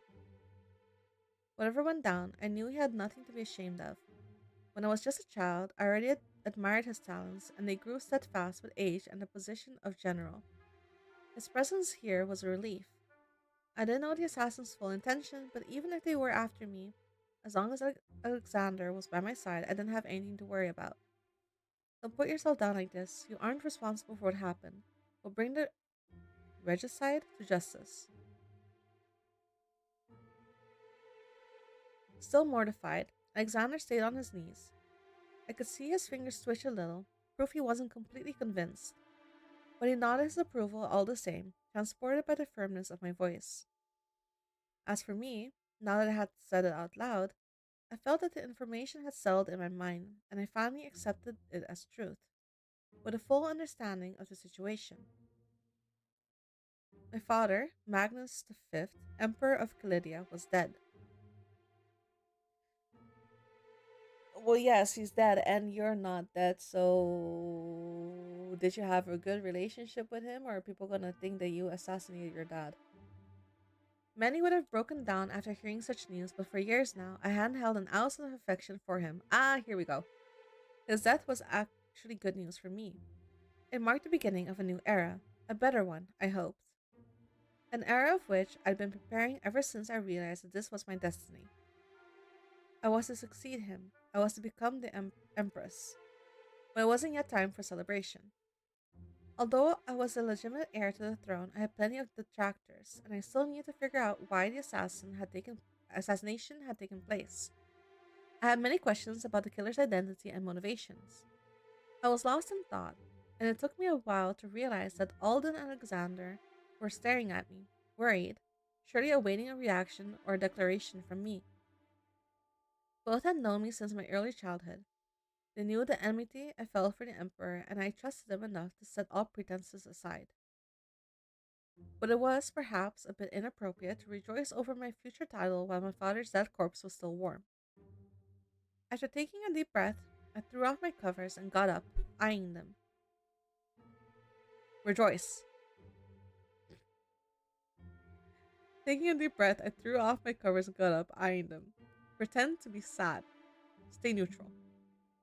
Gloating seemed a tad indecent, but I could at least spare myself the pretense of being the grieving orphan that I would surely need to be in front of the court. What I feel isn't important. You don't have to worry about me. What matters most is our nation, and we all know that the sudden death of an emperor is a delicate situation. At the moment, the most important thing is to preserve the kingdom's stability. I'm counting on you to protect and serve me. This won't be an easy task, but I'm sure we can accomplish great things. This time, Alexander got up, putting his hand on his sheath in a dignified and military posture. At your service, Highness. May the four witness my oath. I solemnly swear that I will protect you until my dying breath. Empathic, he bowed down before lifting his eyes up to me. I smiled and accepted his elegance with a certain poise, despite my unkept hair and my nightgown. Unkept hair? Unkept hair? Marjorie, my tutor, often told me that everything about me showed nobility, that I didn't need any props to act like an empress. Today, I understood what she meant. Alden, however, didn't seem to share the general's fervor. Forgive me, Your Majesty, for tarnishing your enthusiasm, but there is a very delicate question that I have to ask. Have you had your father killed? His abrupt question threw me off, and I stared at him, wavering between surprise and indignation. How dare he even suggest such a possibility?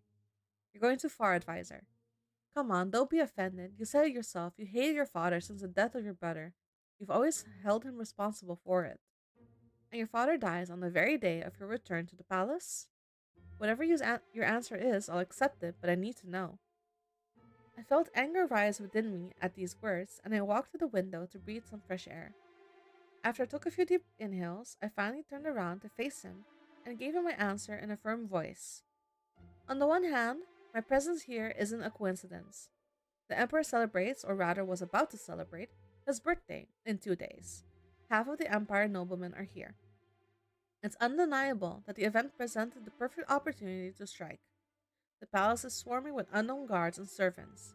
It's much harder to provide security in these circumstances. Exactly. On the other hand, your suspicions are an insult to my intelligence advisor. After a regicide, the heir is always suspected. If I had really wanted to speed up fate, you better believe I would have been smarter about it. Marjorie taught me the rules of the game. I would never risk losing everything in such a foolish way. I know my ascension to the throne will always be difficult because I'm a woman. I'll state it plainly if it can relieve your doubts, but listen closely because I will not repeat myself. No, I did not have my father assassinated. My eyes strained on him. I crossed my arms, almost daring him to contradict me as I kept a lid on my fury. Alden seemed to gauge me for a moment, then nodded in assent and an apology. Please forgive me, Your Grace. As soon as possible, I'll alert the Master of Murmurs and will launch an investigation to uncover the truth and bring justice to your father. I would have preferred more vivid regrets, but under the circumstances, this was enough, and I felt my anger slowly fade away.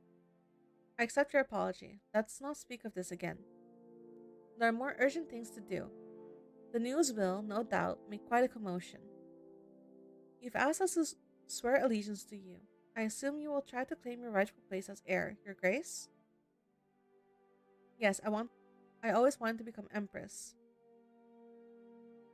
Ooh. Which one are we picking? I think she mentioned something about destiny before, no? So is that the answer we go with? I heave a deep sigh and muster all my determination to answer him without leaving any doubts as to my intentions. I realized a while ago that this was my destiny. Whether I like it or not, I don't really have a choice, and I'm not one to do things half heartedly. I know there aren't many people in the direct line of succession, but if you truly don't want to, I believe one of your bastard brothers would do the trick. We. I know full well that my cousins would covet the position. This would mean the start of a succession war that would drown the kingdom in fire and blood. Even if by some miracle the nobility came out in favor of one of my half brothers, there's no guarantee that it would all go well. They know nothing of politics, and neither do I. They'd be nothing more than puppets, or even worse, incompetents. I'm incompetent. As far as being a ruler of a fucking country goes. By birth, I have a responsibility to the people of this country, and I don't intend to shirk it. In any case, even if I were to retire to my estate to manage it, I would still be a potential threat to their reign. I'll never be safe, even if I were to completely relinquish my right to the throne. There's no doubt about it. I have to be the next empress.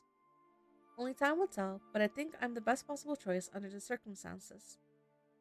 I don't doubt that, Your Grace. In fact, I'm rather relieved to see you have already thought about it. Like you said, our country needs stability. We can't get away with a weak-willed monarch on the throne. I'm sure you'll be a wonderful empress. His words were barely a whisper, but I was sure that what I had heard, and I felt my cheeks redden a little. He seems embarrassed by his own boldness and blushes more violently than me, while I flashed him a smile to reassure him. It had been years since I had last heard him call me by my name. Even if I had no doubts about my own abilities, it was always refreshing to see the trust he gave me. I cleared my throat and regained my composure so I could give my orders. This would be a long night. Who else knows about the assassination for now? Alexander seemed surprised by my question and frowned a bit while searching his mind. Well, I found the body. I immediately went to warn the advisor, and both of us rushed to see you. The only ones who know about it are the guards who were patrolling with me and your father's personal maid, who was passing by. We knew it would be bad to attract attention, so I had her discreetly sent to the dungeon for interrogation. Oh, how about the guards who were stationed before my father's door? Both are dead. Oh, I also had their corpses taken to the dungeon for examination. I paced the room, lost in deep thought. You've done well. Now we have to keep it all a secret.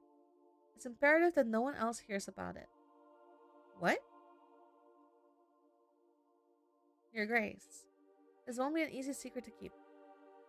Obviously, we won't be able to do that forever. I only need a few days so I can stay ahead of my detractors. Alden looked thoughtful for a moment, then he nodded. I see. So you want to act before everyone else, which should give you the upper hand. Exactly. Very smart. I have no doubt that some people will want to take advantage of the situation. Even if you are unquestionably the rightful heir, your place will be fought over. But if you don't give them time to react, that could make things a great deal easier. That's what I was thinking too. I'd love it if the situation was more straightforward, but this is a little white lie, and the alternative is the chaos of a wildly disputed succession. Alden nodded, and I continued, developing the rest of my plan. In the meantime, pretend that His Majesty is not feeling well, and investigate discreetly. I see. I'll order my men to stay silent. I'll also ensure that they haven't said a word so far. About that, it might be wiser to ensure that they can't talk at all. Low-grade staff is known for its gossiping, even the guards. My men are trustworthy. They would never disobey. Would you be willing to bet on that?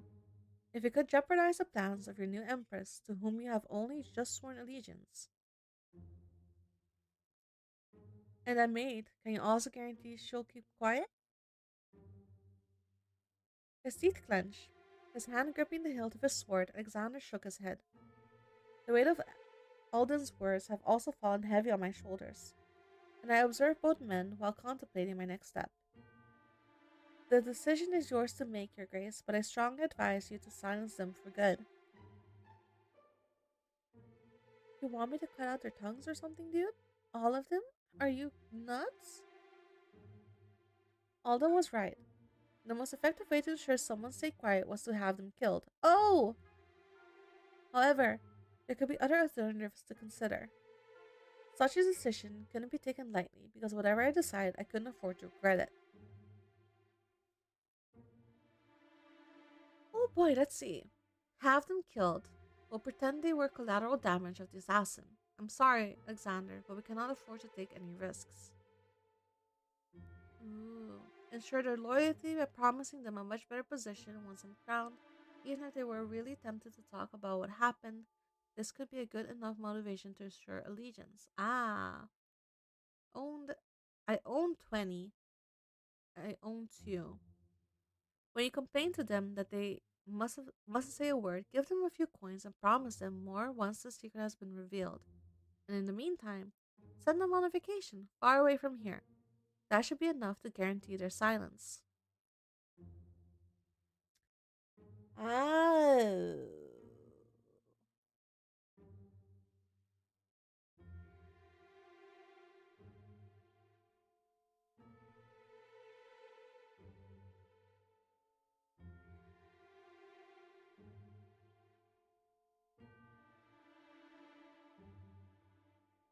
Alright. I'm not having them killed. We're not doing that. I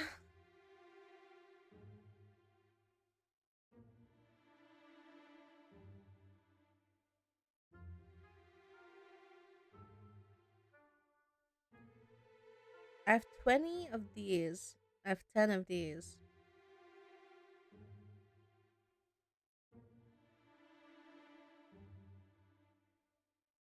Resources wise,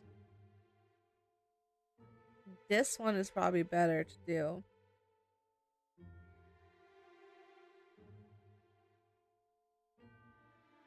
Mm. This one? I saw Alexander sigh in relief and impersibly loosen up. Alden, however, shrugged and bowed to me. That could work, yes. Time will tell. I have faith. Besides, if I'm right, I'll be surrounded by trustworthy people, which is always useful. I'd spoken with determination, perfectly hiding my own doubts. Humans are unpredictable in nature. It was a bet, and I could only hope it would pay off. We're gambling. In any case, even if the servants talked and the rumors escaped, I still had my chances. The advantage I was building would be precious to me, but if it wasn't the only weapon in my arsenal. Can I count on you, Alexander? He straightened into a military stance and immediately bowed. Of course, Your Grace, I will do my best to convince them. You've made the right decision. Without further ado, he bowed once more and left the room with a heavy step. Alden seemed to be lost in thought for a moment, giving me time to come to my senses before he bowed down and turned. I must at least inform the Master of Murmurs of the situation, so that we may launch an investigation. I nodded, aware of our lead spy's discretion as well as his efficiency. Once that is done, I'll come to you to plan the rest of your ascent. Once more, I nod in approval, glad to be offered a little interlude that would allow me to gather my thoughts, and to dress decently while I was at it. After all, even if the coronation hadn't taken place yet, deep within me, I knew it. I felt it. I was the Empress. Long live the Empress, Chapter 1. Day 8, morning. Ooh, this is pretty. The sun had now been up for a few hours, promising a beautiful day, but I knew I wouldn't be able to appreciate it. Now that the rush of adrenaline from the news had passed, all I had left were doubts on the days to come, which were going to be exhilarating as much as terrifying. I was gambling my future, along with Calidius, and that was a big deal. I had spent the past few hours readying myself and refining the details of my plan to appease my latent nervousness as best as I could, but that didn't help me shake off my main preoccupation the servants. Like Alden had said, I had made a risky decision, and I had been torturing myself for hours wondering if it was worth it. I was restless when I heard the knock and leapt to the door, opening it for Alden and letting him in. There, Your Grace. We have followed your orders. Hand? Hmm? Who's that? Oh, is this the. What was it? Something of murmurs? The spy? The investigator. I hadn't seen that he was accompanied by the Master of Murmurs, who came in after him. A slight discomfort washed over me. His role inside the palace was vital, but since I was a child, I had been terrified of his hidden face and the mysterious aura that surrounded him. Judging by what I can see of his face, the one of your childhood and this one is not the same.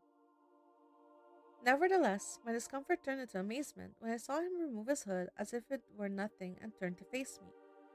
My brain had pictured the worst for years, and I was very unsettling to finally be able to put a face to that man. I realized he wasn't as monstrous as I had imagined.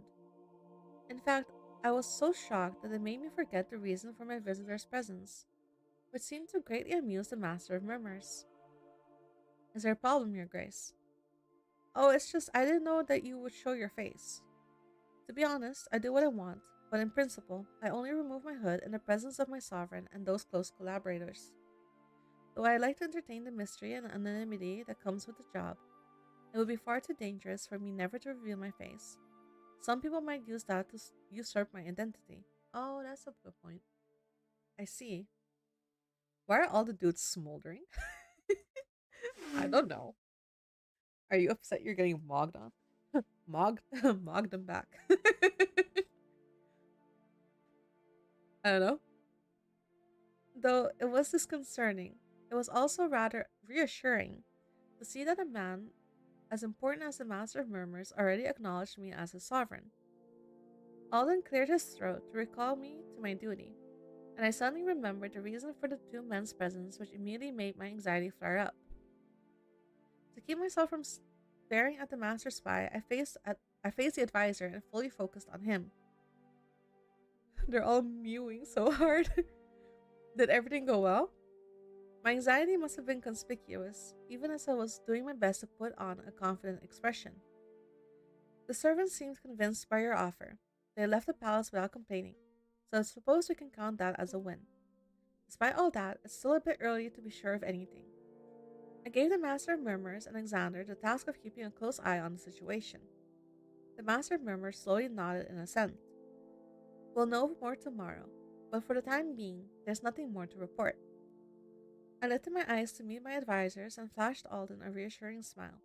Clearly, he read my emotion better than I had thought, and I couldn't allow myself to visibly waver at such a critical time.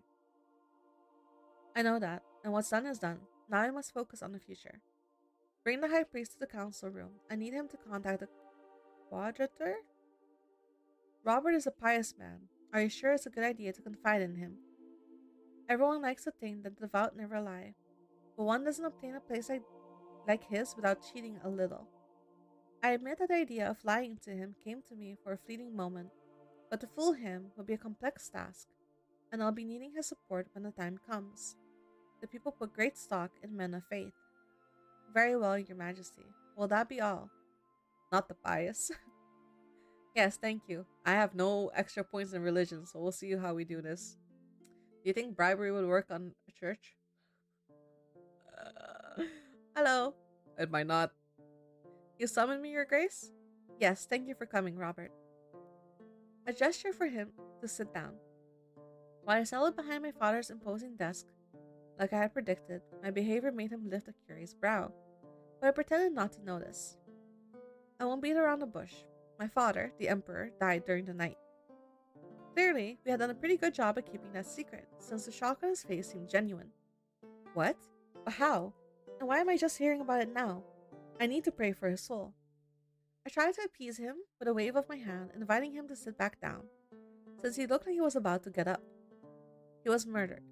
For the time being, we're keeping his death a secret so we can investigate without causing any sort of panic. About to give you a cream pie. Oh my god. It was the Master of Murmur's idea. He's convinced he'll be able to find the assassin more easily this way. Drowning in information, the high priest slumped into his chair and took in my half truths while I assumed a saddened expression. It truly is a tragic situation. Keeping quiet and hiding my mourning is a very hard task for me. I know it's a lot to ask from you, but you need to keep this a secret. I want to do everything in my power to uncover the murderer, especially since I'm scared he would come after me. Oh my god, am I playing the damsel in distress? Alright. Once more, I was quite proud of the quivers in my voice, and my acting seemed to be effective since I saw a spark of compassion light up in his eyes. We are so going to hell. I understand now why the general was guarding your door like a common soldier. With a closed expression on my face, I nodded, searching for the right words. The first and main reason I summoned you here is so that I could confide in you and ask you to pray for my departed father's soul. Of course, Your Majesty. I'll lock myself up in the great temple and dedicate myself to the task. My face still sad, I gave him a tight, grateful smile, but inside I felt relieved. His prayer should keep him busy enough that he wouldn't be tempted to reveal anything. Now I could move on to the true reason of his presence here. But before that, this saddens me, but I have another favor to ask of you. Of course, Your Grace, what is it? Well, Alden and I are afraid that all the upstate across the kingdom will rush to the castle and try to usurp the throne as soon as my father's death is made public. In their greed, many forgotten that my line sits on the throne by the grace of the four, so I'd like to send a letter to the quadrator and have him support my coronation as well as reaffirm my legitimacy. Once more, he stayed silent, and I tried to hide my worry behind a veil of sadness. I hated that my plans depended on a single person, but I didn't have a choice. Only rulers and high priests could hope to quickly reach the ultimate leader of the cardinals, and I technically wasn't empress yet. I understand, yes. Your Magnus V's only Magnus the Fifth's Magnus V. Only legitimate child. The throne should be yours. That said, I don't know if the quadrator will approve of your advent. Perhaps if you were married, your candidacy would seem less inappropriate. I felt my body tense up at his words, and it took all I had to conceal how irritated I was by this reminder. I knew I would be told such things. I had mentally prepared myself for it, but obviously it hadn't been enough. It's an issue, yes, and I'll do my best to find a fitting husband quickly. But you'll agree that I cannot entrust the throne of Kaledia to just anyone. I have plenty of suitors, but I need some time to study each and every one of them. That's not something that can be done in just a couple of days or even weeks. In the meantime, we do need someone to lead the country and make sure it doesn't sink into chaos. And if a regent were to be appointed, I'm afraid he might refuse to give the throne back to me and my husband, which would lead to the whole country to a bloodbath. No one wants to see another era of murderous plots like during Magnus the Third's time. You're right, Your Grace. We cannot let such a tragedy befall us. I'll go write a letter to the quadrator right away to express support for your coronation and explain our situation. Satisfied, I let out a sigh of relief. Thank you for your support, High Priest Robert. It means a lot to me. Swiftly, I opened one of the desk drawers and pulled out a thin, sealed letter. While I was waiting for you, I humbly wrote a few words destined for the quadrator.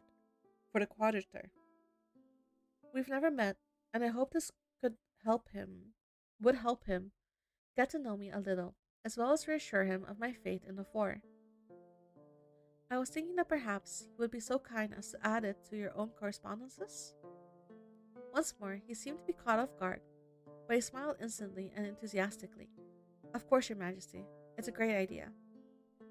Relieved, I gave him the letter in question, while thanking him once more for his support and his help in these unprecedented times.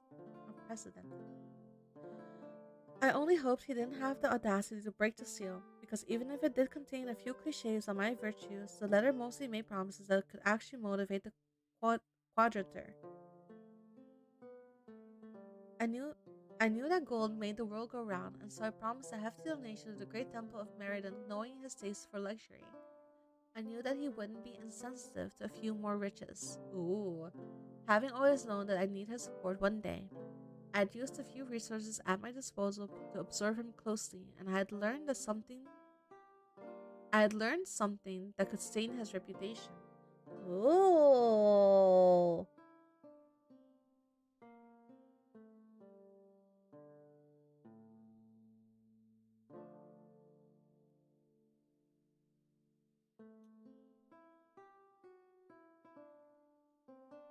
Mm.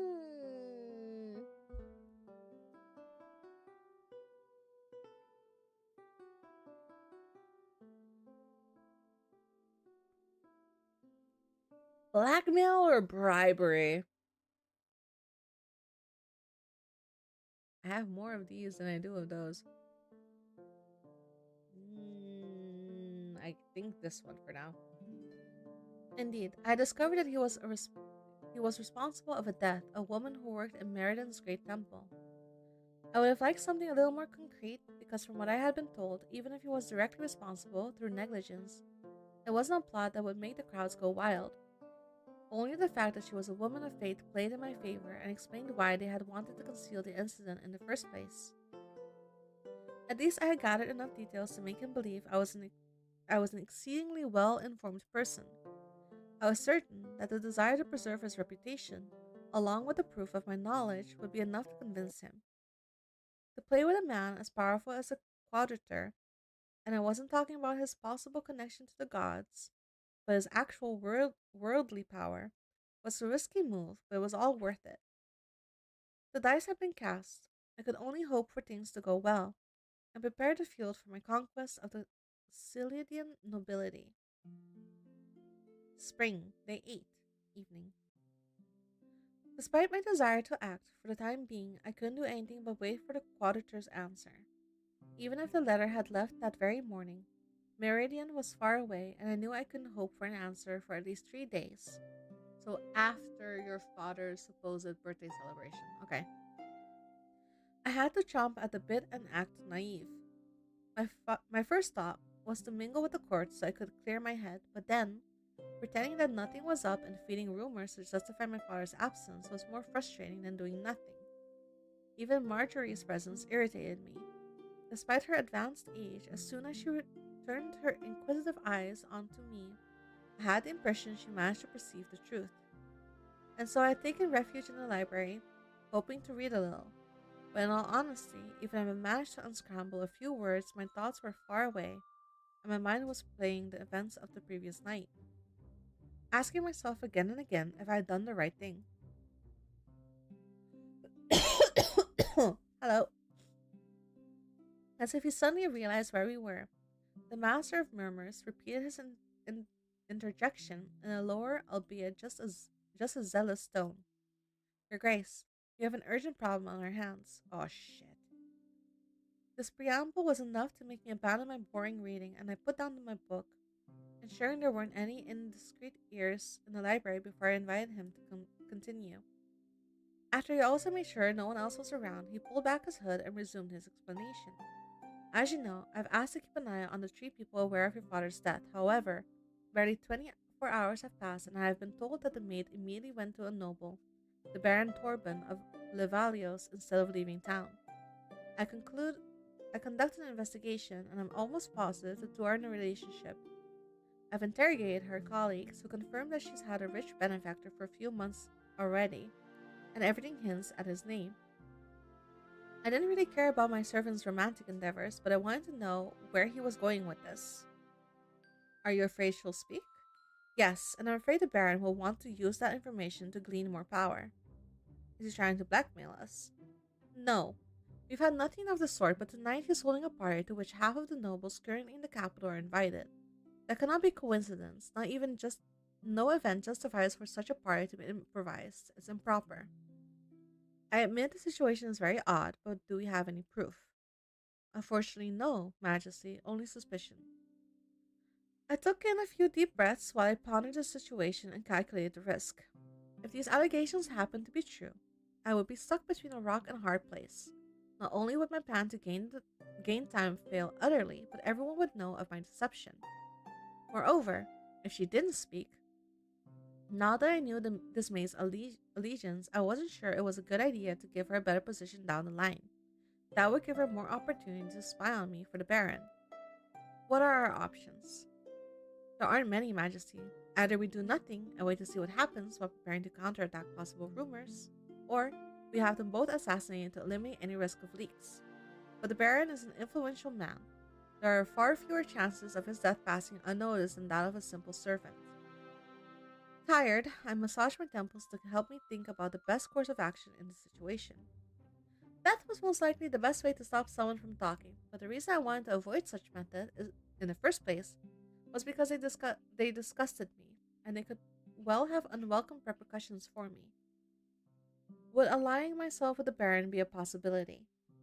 It's true that this information will give him power, but not as much as having an Empress owe him a favor. I think it could work. But do you really want to start your rule in debt to such an ambitious man? That was indeed a risk. I could always double cross him once the danger has passed, but that would undeniably have after effects. Do you have any idea what he wants? I'd like to know what I'm getting myself into. If I had a few days, I would have been able to tell you, but I can't answer you in time for the party. Sighing once more, I closed my eyes to better contemplate my options. He's gonna ask you to marry him. When one plays, one must expect to lose. I'm ready to accept the consequences of my actions, even if it won't be easy. I'm afraid trying to fix things will only make them worse, and I don't want to fall into such a vicious cycle. I'll wait to see what happens. We should prepare as best we can for what is to come. I despise having to resort to this solution, but because the servant hasn't been trustworthy, I don't have much of a choice. Have them murdered before tonight and make sure this can't be traced back to me, otherwise consequences would be even more disastrous. Right now, what matters most is to solve this issue. If the Baron demands more than he is owed after all is said and done, we'll decide what to do with him. But he might behave reasonably, which would mark the start of a fruitful alliance. We won't know until we try. We at least have to attempt to reason with him. Reason with him.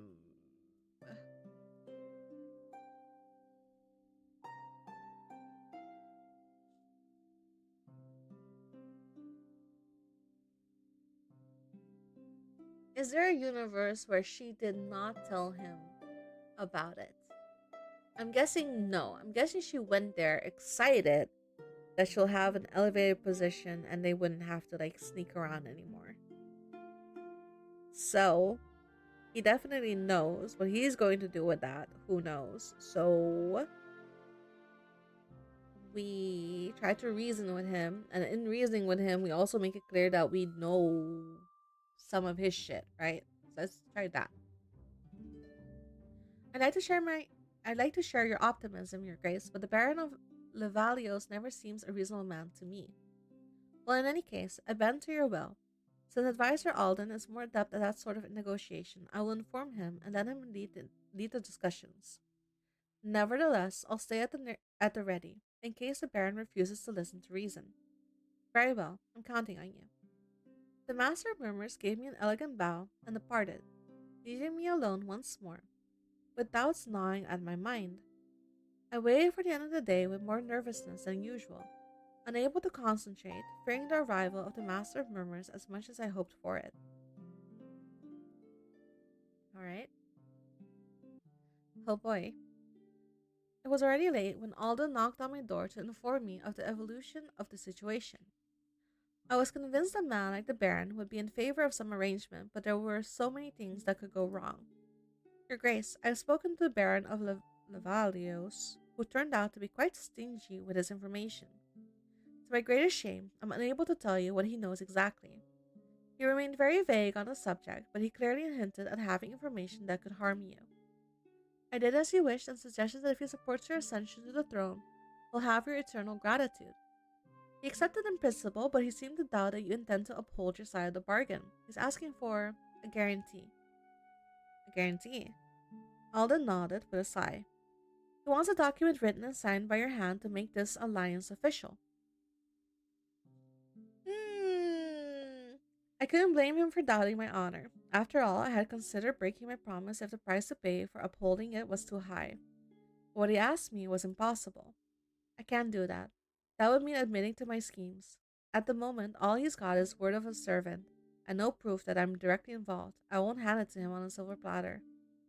I wholeheartedly agree with you, but those are his terms. Exasperated, I took a deep breath before grabbing a sheet of paper and some ink from my desk. I'll write him a letter in which I declare that I owe him a favor for services rendered without giving any details.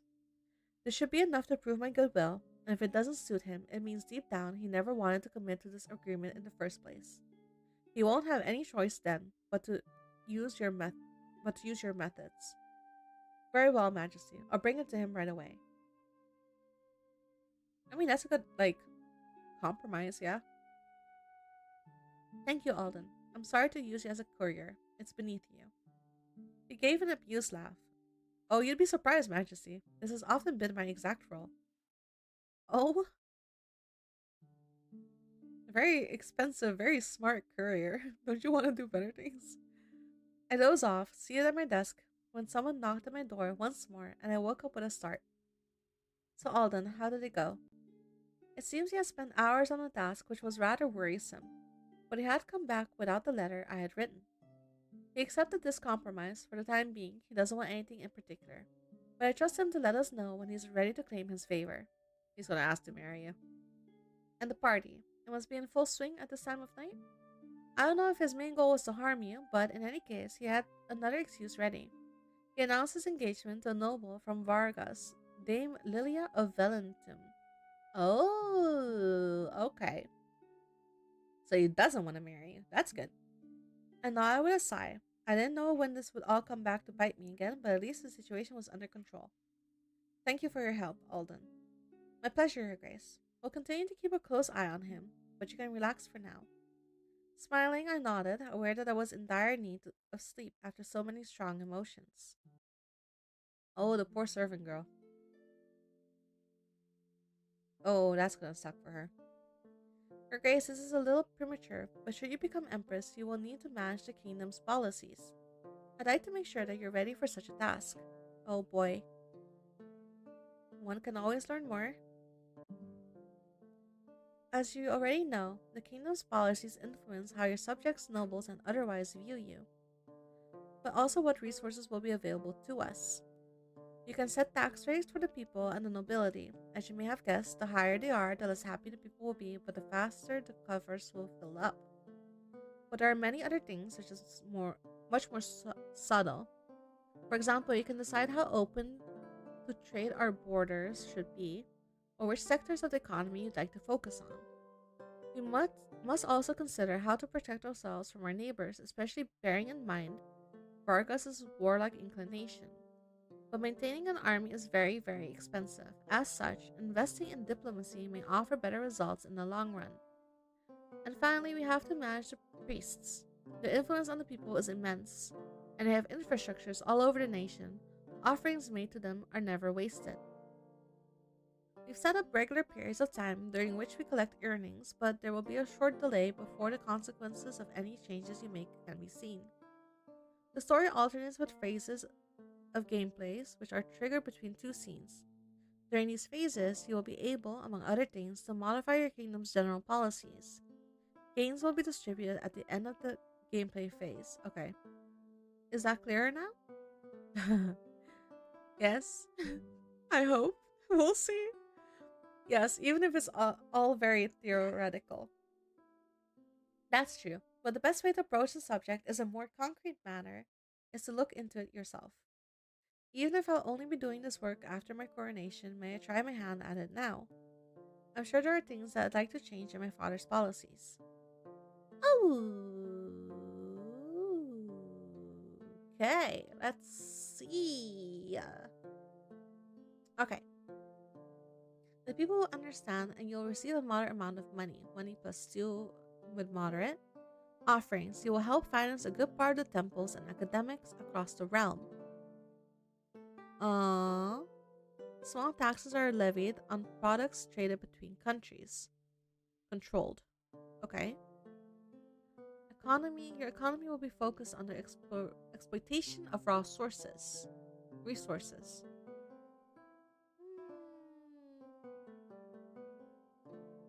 I don't know about that. You will properly maintain your current army.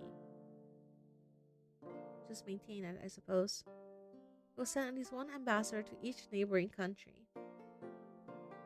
Cordial or active. Okay. So we'll do this one active.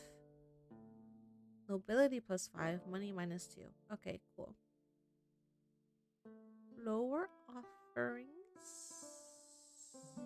or the religion. Oh, it makes the people unhappy. I see. Okay.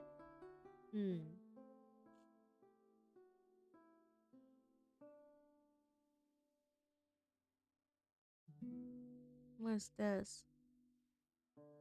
Hmm.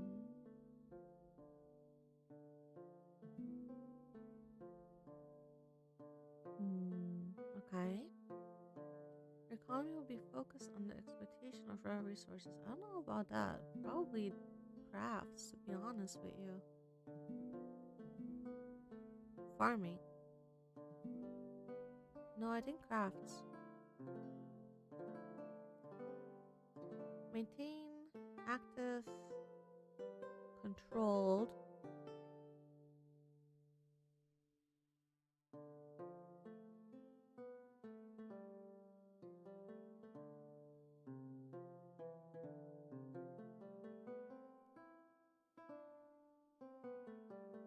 Hmm.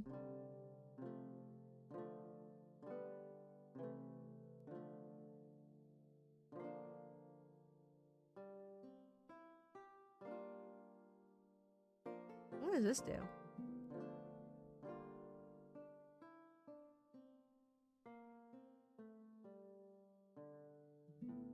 Hmm. Let's keep it at moderate. Okay, let's see how this works. That sounds most excellent to me. Nobility +10, +1 money, +2 religion, +1 army, +3 influence. Ah, that's how it works. Okay. Dawn has barely risen when I heard a kerfuffle at the door, and I immediately recognized Robert's voice. I got up with a groan and quickly slipped on a dress, trying to make myself presentable before opening the door. High Priest, what's going on?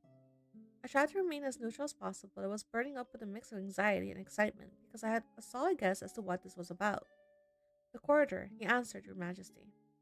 Nervously, he handed me 2 letters bearing the recognizable seal of His Holiness. Your name is written on them. I didn't dare open them, Your Highness. Exhilarated, I looked at the 2 pieces of paper that were about to seal my future.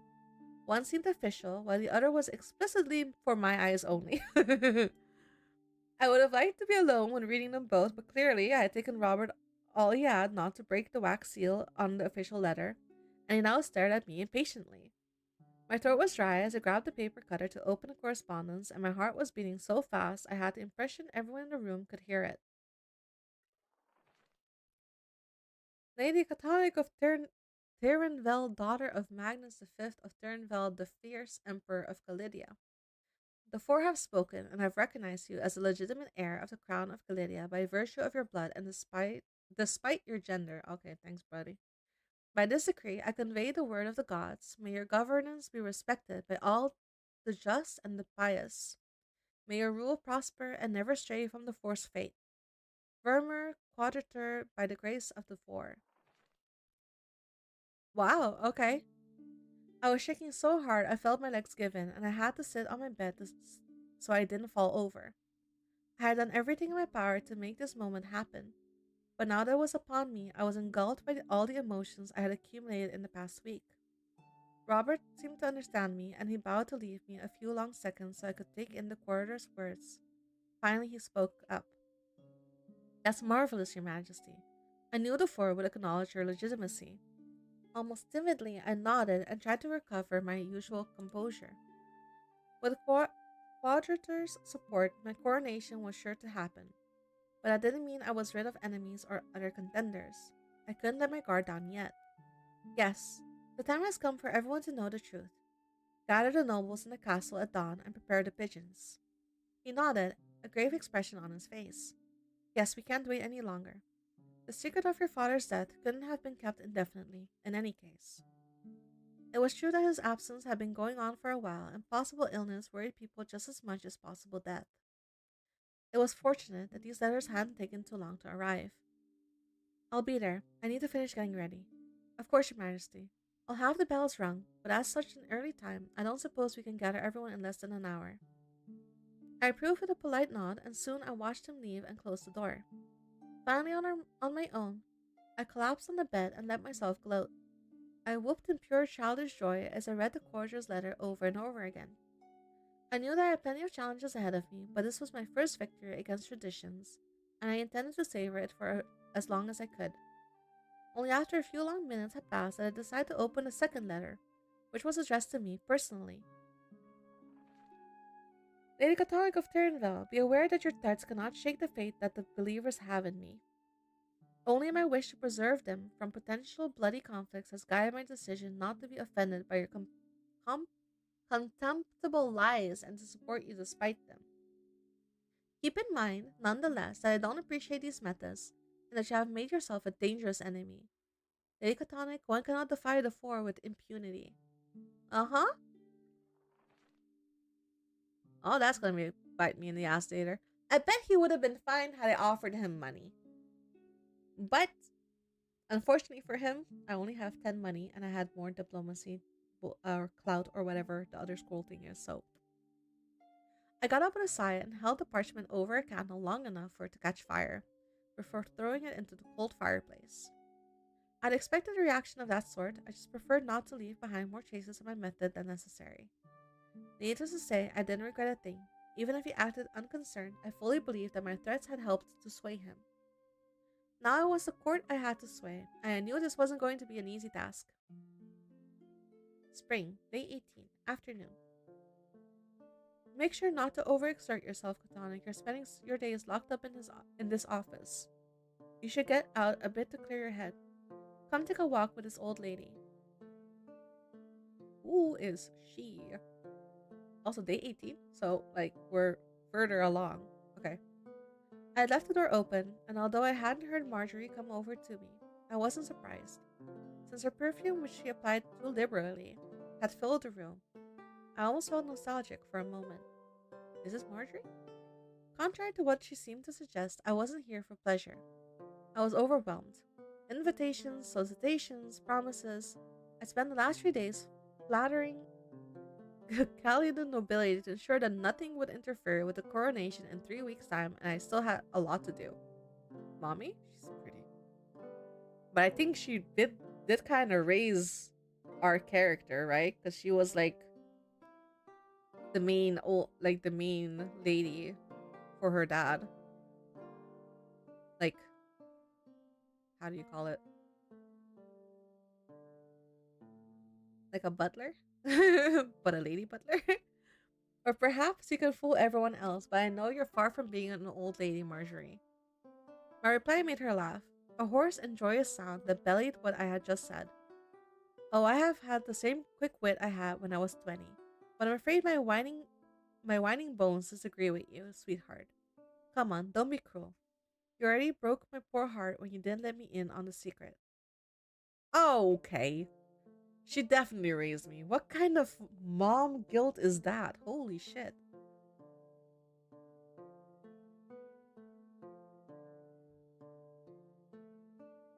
I put my quill down with a sigh. I closed the inkwell, hoping its content would not dry out. She had taught me many things, and even if I had grown stronger than her in a few areas, it was obvious that she had still that she still used guilt like no one else. She almost made me feel bad for hiding my father's death from her. You know full well I didn't have a choice. The information had to be disclosed to as few people as possible. I know, sweetheart, but I would have liked to be there for you.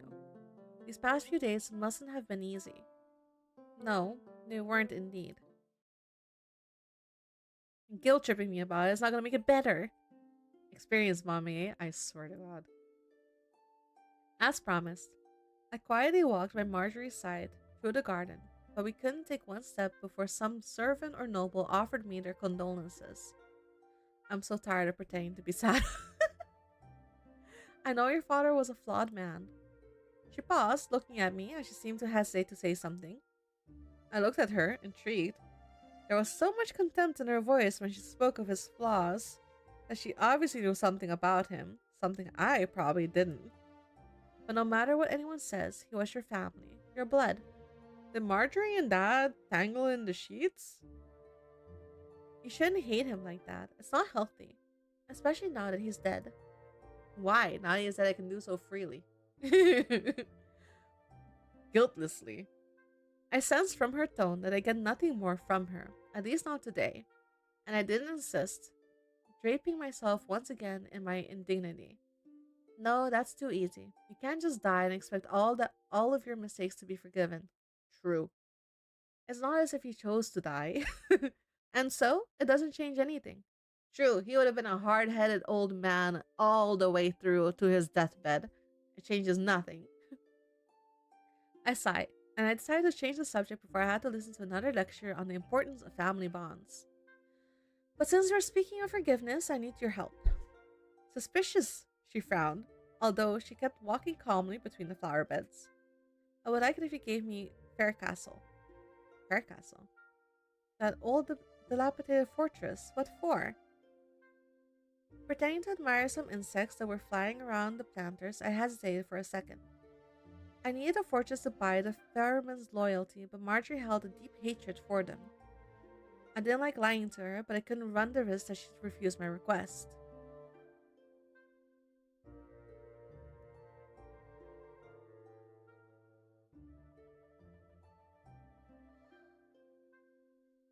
Tell her the truth, even if she won't like it. I need it because I'm going to give it back to the Faram. Upon hearing my words, Marjorie froze, trembling with anger. You want to give it back to those vile traitors. Do you know how many men died storming it? Do you know what this fortress cost me? I knew she would react that way, even though the war had ended about 20 years ago. She still bore painful memories of it. Yes, I know all that, but it all took place before my birth. It's time we move forward and reconcile with the Faram, lest we repeat the mistakes of the past. I don't want another Faram revolt under my rule. I need their support for my coronation, and to obtain that support, I need Fair Castle. You know just as well as I do that it's only a ruin now, an old pile of rubble left on steep and barren land. It's nothing more than a symbol. My old aunt grumbled for a few long minutes. Oh, she's my aunt! I thought she was like a hand lady, like a butler lady. Oh, I see! But she was forced to concede my point, even if it cost her. Do what you want, but believe me, once you become Empress, I'll call in the favor. Thank you, Marjorie. I knew I could count on you. Relieved, I finally let out the breath I hadn't realized I had been holding. Knowing the affection Marjorie held for me, I knew that I'd end up convincing her, but as I had the meeting with Faram Air in 4 days, I didn't have a lot of room for errors. With one less issue weighing on my heart, I continued my walk with a bounce in my step, forgetting for a few minutes the coarse problems and plots. Day 22, afternoon. Who's this? This was my first time ever meeting Theodore of Faram. Oh! I had heard him described as a cold and distant man, but I still didn't expect him to be so glacial. I mean, he doesn't like you. I waited for him to deign reply to my greetings, as courtesy demanded, but the silence between us was deafening. He only stood there, staring at me, impassive, without even so much as a good morning or a nice to meet you, while I had to keep smiling not to lose face. Oh, I can play this game. I can also play this game. I had better things to do than engage in a staring contest. Consequently, I swallowed my pride and gestured to one of my chairs around the staff table where a large map of Calidia had been laid out. I would not. I would also just look at him. And he looked at me, and I looked at him. I imagine you must be tired after such a long trip. Please, sit down. I thought he was going to stay standing there, but he did finally sit down without another word, while I took a seat not too far from him. Like I said in my letter, I'd like for the Darrenfell and the Faram to reconcile. The tensions between our two families have lasted long enough, and I imagine your son's desire to take peace has nothing to do with your upcoming coronation. The Montelays are eating out of your hand, but the Voildor will never support you, which means you very much need us. Coming as he was from the lineage with a somewhat barbaric reputation, he had done a fairly clever analysis of the situation, but I didn't let that stop me. Very much need is a bit strong. Should I remind you that I have the support of the Order and my extension, the Four, the people will follow me. That said, I do wish for my coronation to go as smoothly as possible, and the rest of my rule as well. I'd like to avoid bloodshed altogether, if possible, and I fear that the ancestral enmity between our two families might lead us to just that. Neither you nor I were born when the Faram revolt took place. It's up to us to decide if we want to perpetuate the cycle of conflict, or if we want to build something new. He took on a thoughtful expression and observed me with renewed interest. It's easy for you to forget. You're on the side of the victors. You haven't been rehashing your resentment for 20 years. Precisely. Wouldn't it be easier for you to forget as well, especially if it's been haunting you for that long? Even if we were inclined to consider your offer of a reconciliation, how could we trust you? I won't give you a history lesson, but that revolt didn't happen for nothing. Why did the revolt happen? I don't know why I wasn't there. I'm not part of this world. What is the history lesson? He was following me exactly where I was leaning, and it took me some effort to repress a smile and keep a business-like countenance. Firstly, I'm not the same person as my father or my grandfather. It's unfair to distrust me as a result of your actions. And secondly, I'm ready to make a gesture of goodwill, if the Faram are ready to take one as well. I'm listening. If you openly support my ascent to the throne, I'm ready to return to your family the Fair Castle Citadel and the lands that go with it. This time, I savored the true surprise in his eyes when I handed him the deed I had taken the time to prepare. Yes, but why did the revolt happen? Like, why did that whole storming the castle thing happen? As you know, it was confiscated after revolt, since it's located at a strategic crossroads between Clarenfell and Montelay. I thought it would be a strong gesture to return it to you, but also quite a symbol of trust. After glancing over the signed pledge, Theodore looked at me once more, with defiance this time. There's no doubt that my family will appreciate the gesture. I was already basking in my victory when he continued, his voice cold. But as for me, it only makes me see that you're one of those politicians ready to use every dirty trick in the book if it will give you what you want. I have been warned that you're the rightful heir of that snake who used to lead the Montelays, but now I'm seeing it with my own eyes. So yes, indeed, we will accept your offer and support your coronation, because unlike you, we stick to our word. But you should know that you're not fooling me. I'll remain at the palace to make sure you don't stab us in the back as soon as you've achieved your goals. I don't want the land, bro! I'm not even, making my military better or anything like that. The fuck do you want? In the end, his analysis of the situation, or indeed my character, wasn't as clever as I thought. I was ambitious, there was no denying that. I wasn't shy about it either, but my desire to make peace was just as sincere. Stay at the castle if you wish. Dukes are welcome here at any time, but you'll get eaten alive by the court if you always speak your mind so plainly, my lord. He shrugged condescendingly before getting up. Oh, I'm very capable of defending myself, Majesty. I just choose not to use the same venom as you do. That doesn't mean I don't know how to protect myself from its sting. Okay, fine, chill. I don't care.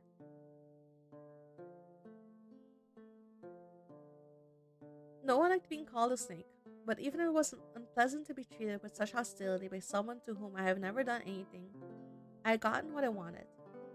I didn't wish to risk making him change his mind by starting an argument. Time will tell. I do hope you'll change your mind about me, but as long as the Faram uphold their end of the bargain, you're free to think whatever you like. Don't say that as if you were doing me a favor, Your Grace. Even empresses don't have dominion over people's thoughts. I wasn't. You're projecting. So you think about me?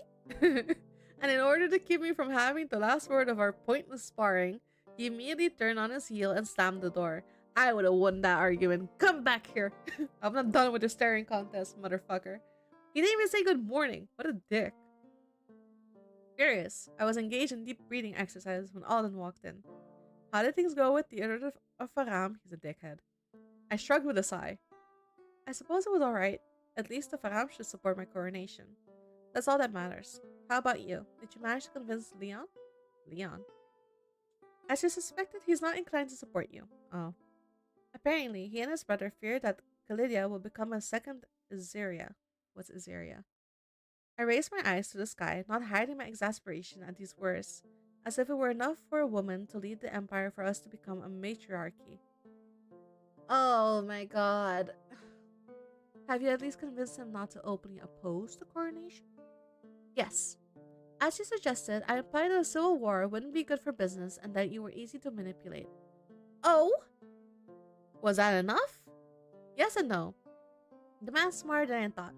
He took this as an opportunity to claim the position of treasurer. Treasurer? Look at him go. Since he believes you're incompetent, he thinks that's the only way for him to ensure that the country stays on the right track and that the Voildor's economical interests are preserved. Upset, I bit my lip while I pondered the implication of such a nomination. I didn't want him to stand in my way at every council meeting, but there was no valid reason for me to refuse him this pledge either. I imagine before asking for that position, he encouraged the current treasurer to retire? That's correct. A pretty house by the seaside is waiting for him, and now he can't wait to be gone. I imagine we don't have a choice then. I'll summon Leon tomorrow and pretend to be a naive ingenue who's happy to let him take on big responsibilities. I sighed heavily, and Alden stepped towards me with a discreetly amused smile. Are you sure you'll manage? Manage? Playing the easy influence ingenue? I sighed, offering him a reassuring smile. It would not be fun having tea with such a conservative man, but there was nothing insurmountable about it. Oh, don't worry about me. I can play dumb when I need to. I spent my whole life appearing less dangerous than I really am. I should be able to pretend just this once. I'm gonna fight him. He might have some nasty surprises down the line, however. He nodded with a gleam of pride in his eye. I trust you then. I'm fighting him. Do not trust me, there's only violence.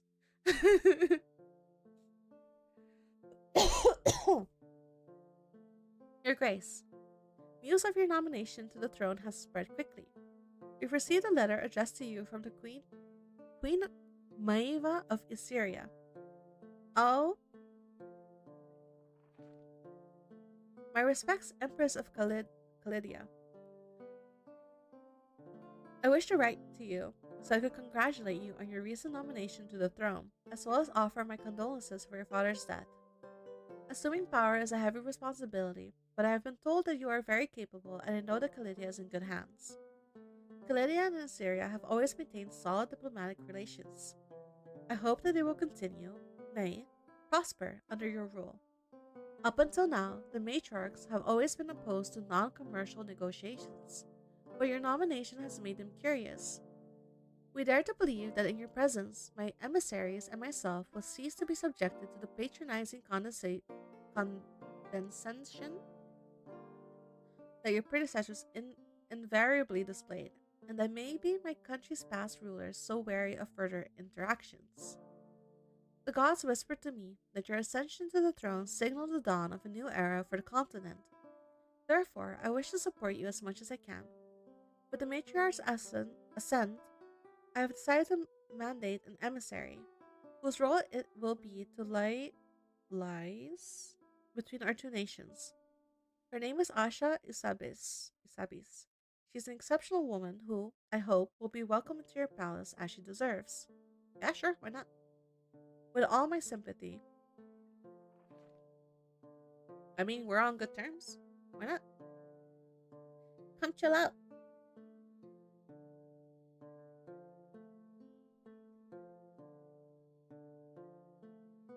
That's wonderful news. I'll need as many allies as possible during my rule. Indeed, diplomacy is a delicate art, but it's fundamental for Kalidia's prosperity. You'll need to woo the neighboring countries and ensure their goodwill towards us. Diplomacy is not available in the demo. Oh no! But we'll talk about that later. For now, we have a coronation to organize.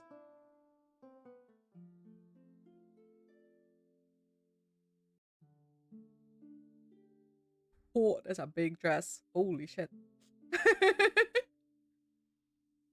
It's like big dress. Holy shit. It's nice, but holy shit. Is it heavy?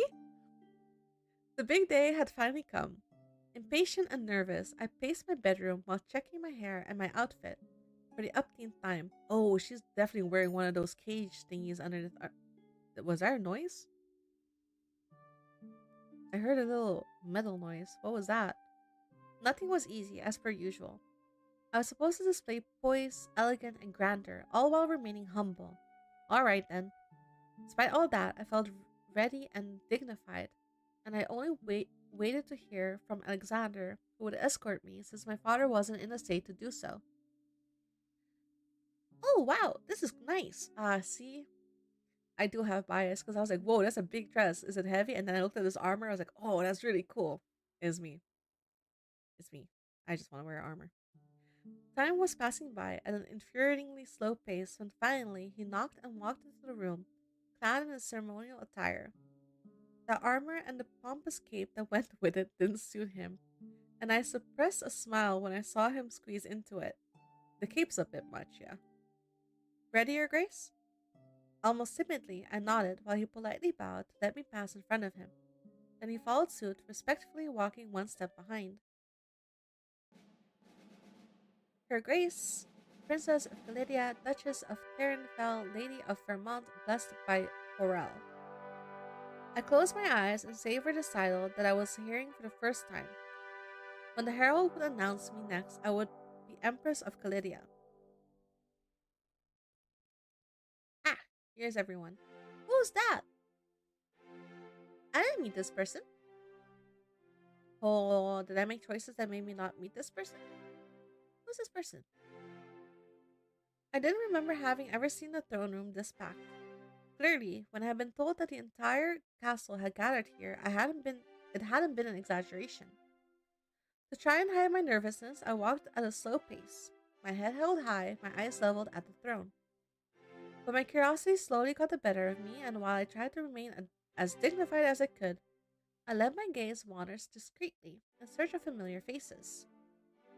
Alden, of course, stood right next to my throne, his face impassive, but his eyes bright enough that I could see the pride reflected in them. Robert was there too, my future crown already held in his hands. He did his best to appear as imposing as his function required him to be. Seems friendly, though. In the noble section, I recognized Leon of Voildor. Oh, this is Leon. Surrounded by his family, conversing with other nobles who were vaguely familiar to me. To my surprise, I also spotted Theodore, leaning against a pillar, his gloomy aura seeming to hold people at bay so that he wasn't drowning in unknown faces. As I passed by her, Marjorie gave me a smile, and I felt her perfume reach me, calming me despite its loud scent. Listen, the lady is old, okay? Let her put as much perfume as she wants, okay? Finally, the last stop stretched before me, and I suddenly realized I couldn't hear the crowd's hubbub anymore. The only sound was my heart beating in my temples. Ceremoniously, I knelt in front of the throne that was still forbidden to me. Soon, I had cause to praise whoever had the brilliant idea to place a small cushion under my knees. The blessings were proceeding at an infuriatingly slow pace.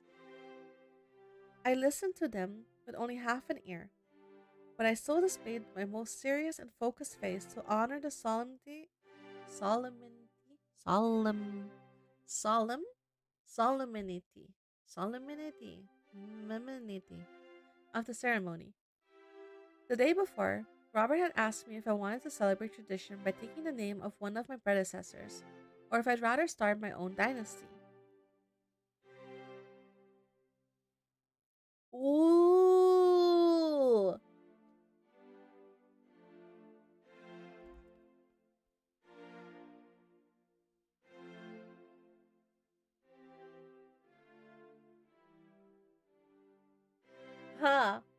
Alright, so Robert, North Carolina is gone.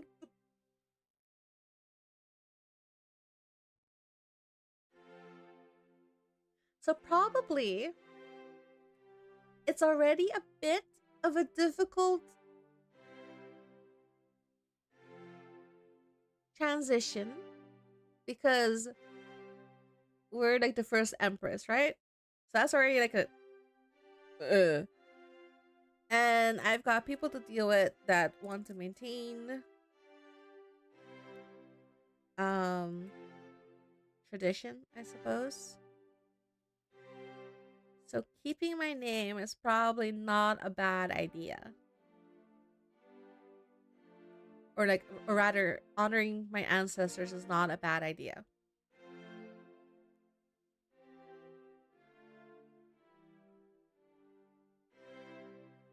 I don't know.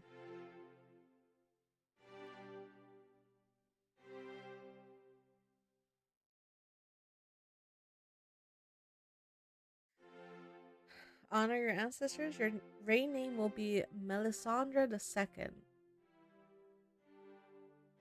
Sure. I was proud of who I was, but honoring tradition was important. Roll a die? Oh boy. And I had always greatly admired Melisandre of Darrenfell, Queen of Darrenfell, and First Empress of Galidia. Oh, so I'm not even the first Empress. Why are they being such a dick about it? Anyway, certainly, she had lived in her husband's shadow, but she had never fully retreated behind him, and she wielded her influence and her determination in many an occasion. She was a role model, an inspiration for me, and I was proud to carry her name. I didn't know the sermon by heart, but I knew it would soon be ending, since the whole place seemed to grow livelier. With each passing second, both the crowd and Robert's voice vibrated with renewed excitement until the key moment came. I closed my eyes and braced myself for the weight of the surprisingly light crown that he delicately placed upon my head. Rise up, Melisandre II, the Darrenfell, Empress of Galidia, Duchess of Darrenfell, Lady of Vermont, chosen by the Four and blessed by Horel. You shall bow no longer, since from this day and until your death, in the name of the gods, I entrust you with the charge of guiding your subjects and making Galidia shine bright for decades to come. Oh, it is a very, delicate crown. Slowly, I rose and that must have been such a hassle. Like, with the hair, that you have to, okay, we grab the ponytail and then I put the Slowly, I rose and turned around to sit on that throne that had been meant for me. Then I opened my eyes to look at the crowd. It suddenly went quiet and an almost religious silence settled in for a few seconds. Jesus Christ. I bet he scared a couple of people. Alexander's voice resounded next to me, oddly loud, and as it shattered this almost dreamlike moment, cheers arose from all sides in a spectacular chaos. The general enthusiasm was contagious, and I caught myself smiling and waving at the crowd with a bit too much vigor. Day 36, evening. Your look has been modified to match an upcoming illustration. Ooh. Okay.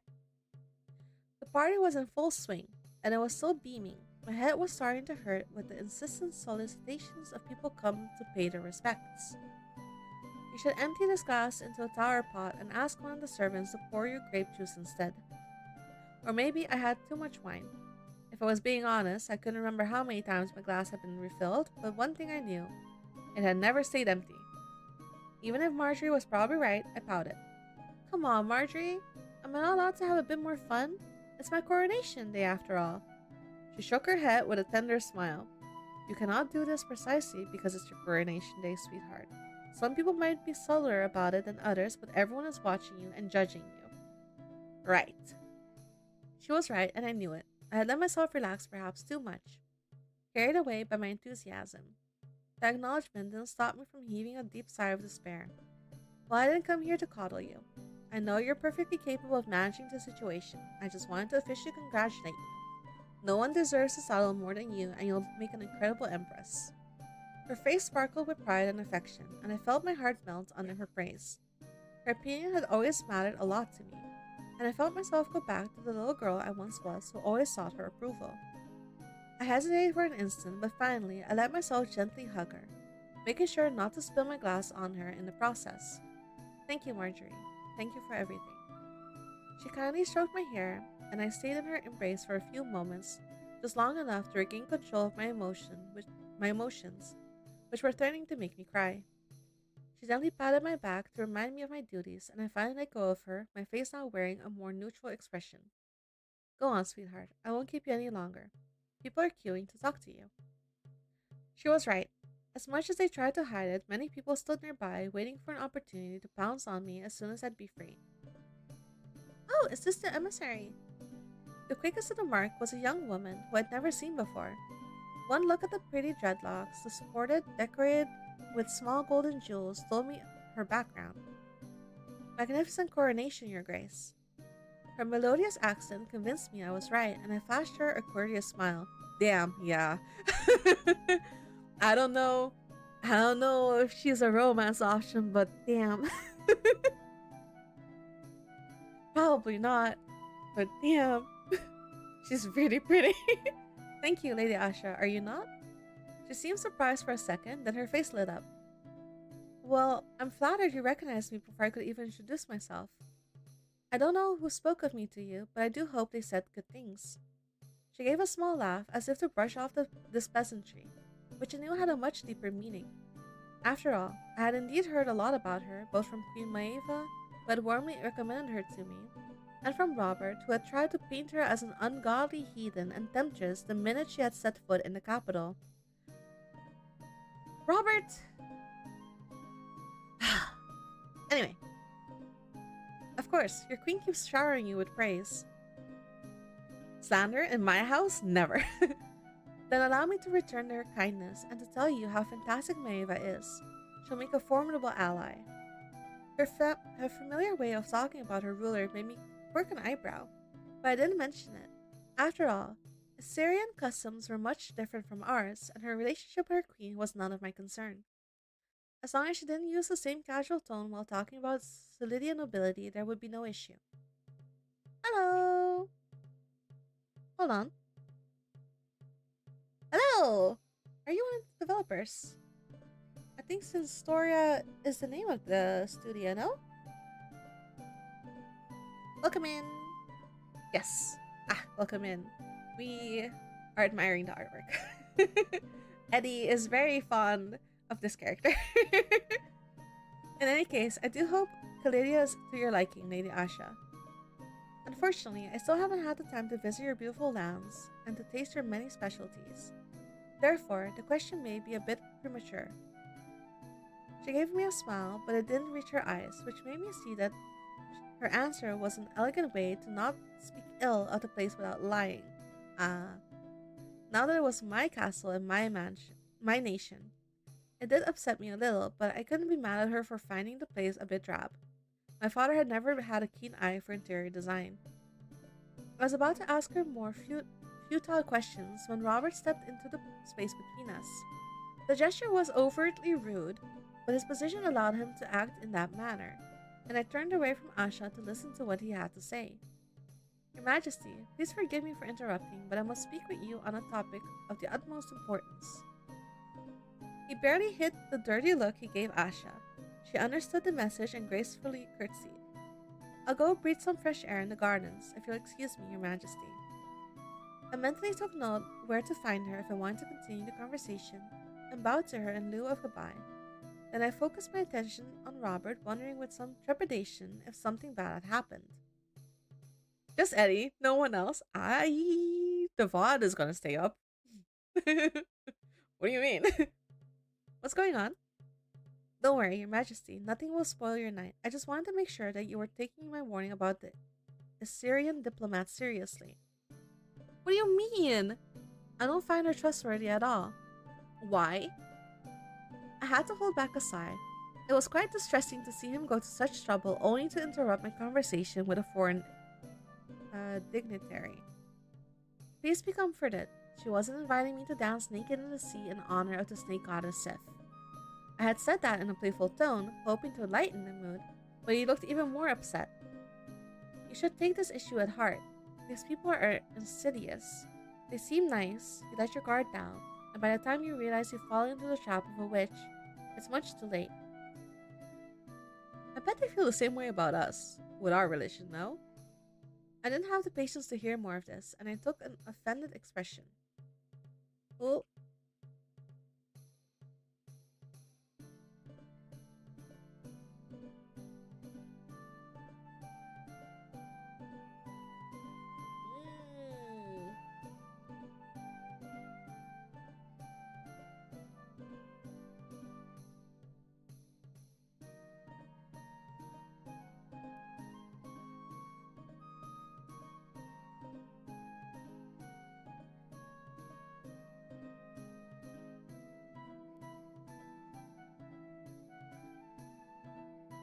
Thinking very hard about what I'm gonna do here. Alright.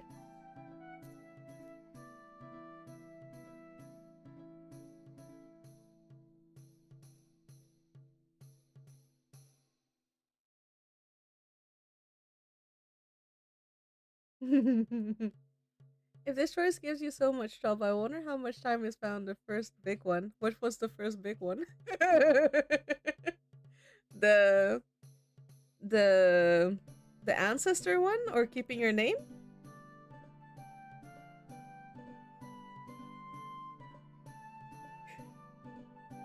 Or what to start out with? Because at the start I wanted to either start with the religion bonus. I wanted to start with the religion bonus or the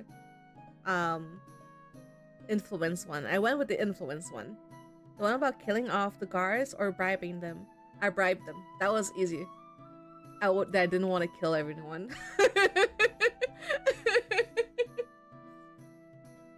That one was rather easy because I didn't want to kill anyone. So the only like struggle between that was either money or like blackmail, and I was like, or not blackmail, but like, hey, you can have a higher status when I become empress. And because I had started with the influence bonus, I had more resources in that, so I chose to give them status. But I didn't kill anyone yet. I haven't killed anyone yet. Sounds reasonable. So far, my hands are clean. I may have upset the high religious guy that was supposed to give me his blessing, but there's an achievement when you kill people. Now, why would you tell me that? Why would you tell me that? Yet, listen, there's one baron somewhere, okay, that recently got engaged, that maybe knows some things he's not supposed to know, and he hasn't called in his favor yet. And depending on what his favor is, mujeriego kita. Because that guy had this poor servant girl, like, eating out of the palm of his hands, and then at the party, announced his engagement, and I owe him a favor.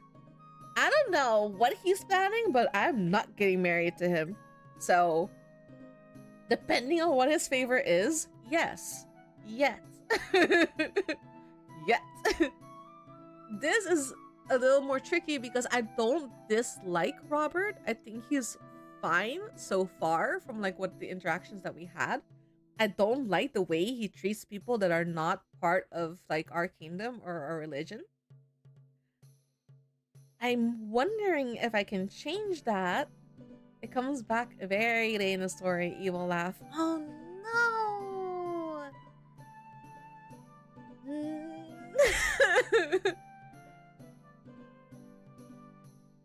Oh, he's so ambitious, isn't he? Because the whole thing was like, yeah, he's ambitious. You don't know what he's gonna ask him. He's like, he's gonna ask me to marry him. I was like, I don't want to get married. Can I kill him? So like, if he asks me to marry him and that's not happening, I'll just do something else. But I don't know what else he could possibly ask. Other than more influence, probably. that rivals our own. I don't know. Maybe I should have killed him. It would have been so sad. Anyway, I made my choice. I'll see how that pans out. I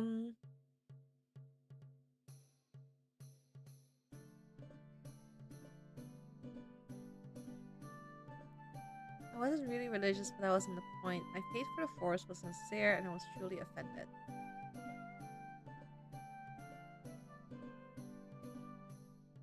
I think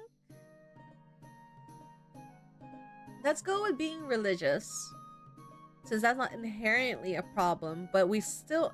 I wonder if we can curb his... how do you call it?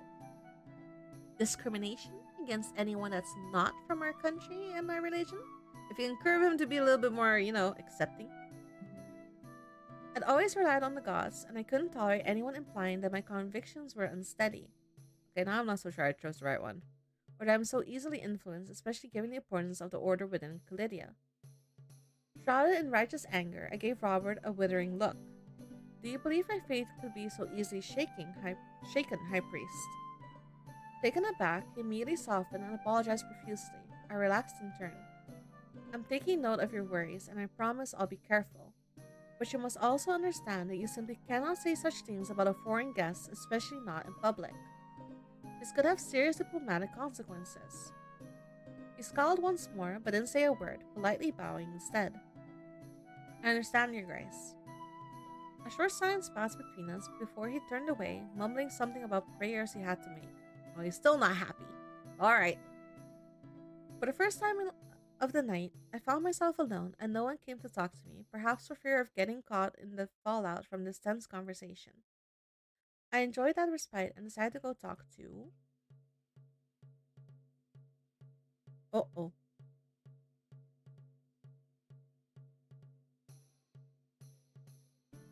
Oh shit. Who was Theodore again? Is Theodore the murmur? No, Theodore's the one brooding in the corner. Alright. Never mind. I remember who Theodore is. Pain in my ass. Alright. Asha, Alexander, or Theodore?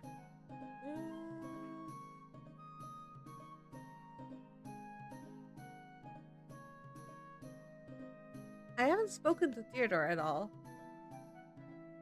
I spoke to Alexander on the way here. Yes. He's such a broody dude. I didn't do anything. He's so mad. I get why he's mad, but also I didn't do anything. I didn't do anything. Mr. Grumpy, there we go. Me and the writer are in cahoots here. He wasn't hard to spot since he was nonchalantly leaning against the wall in the most deserted corner of the throne room, snubbing the drinks as well as the buffet. Oh, you're not hungry? What's our food like? I can't tell. A few ladies were oogling him, but they didn't dare come close, and I could understand them. His gloomy face wasn't inviting me to chat with him either, but as Marjorie had reminded me, these kinds of parties weren't meant for my own enjoyment. They, too, were tools for the political game. It mattered to strengthen my bonds with the Faram, and even more to show the court that our enmity was now in the past. Lost in his thoughts, he didn't seem to see me until I leaned back on the cool marble wall right next to him. The party isn't to your liking, my lord of Faram. If he was surprised, he didn't show it, and he raised his eyes to meet mine before scanning me from head to toe. I'm not particularly fond of these displays of vanities. No. It's a party! Don't you celebrate shit? Damn. That was certainly a take on things, but it didn't give me much room to react. I grew thoughtful as I considered what I should say, unsure how to communicate with someone this closed off. The idea struck me when I heard the tune of a waltz floating through the air. I immediately straightened up. Are we gonna dance? You should invite me to dance. Why don't you just invite him? It was worth it, if only to see his stunned face. In fact, he seemed so shocked that his scowling gnome-like mask disappeared, making him look surprisingly fragile. I beg your pardon. Beg for my hand instead. Let's go dance. He said, wow, the break just after we're gonna dance? Like the cliffhanger? I'll wait.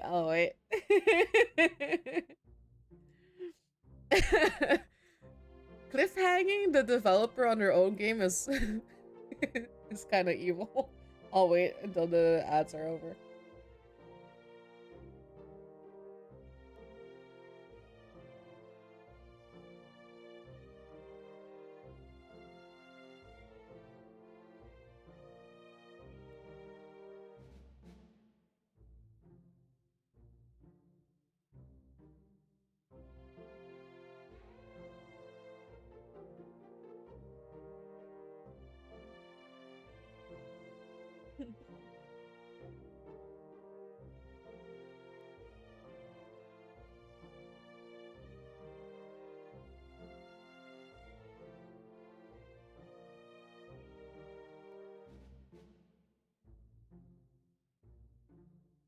Also, it gives me a chance to stretch and drink water. Oh, my back.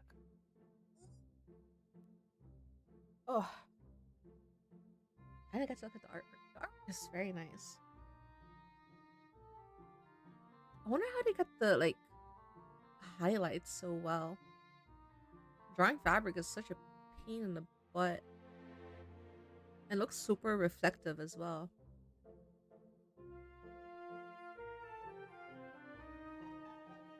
The backgrounds are super pretty too. I'm terrible at backgrounds.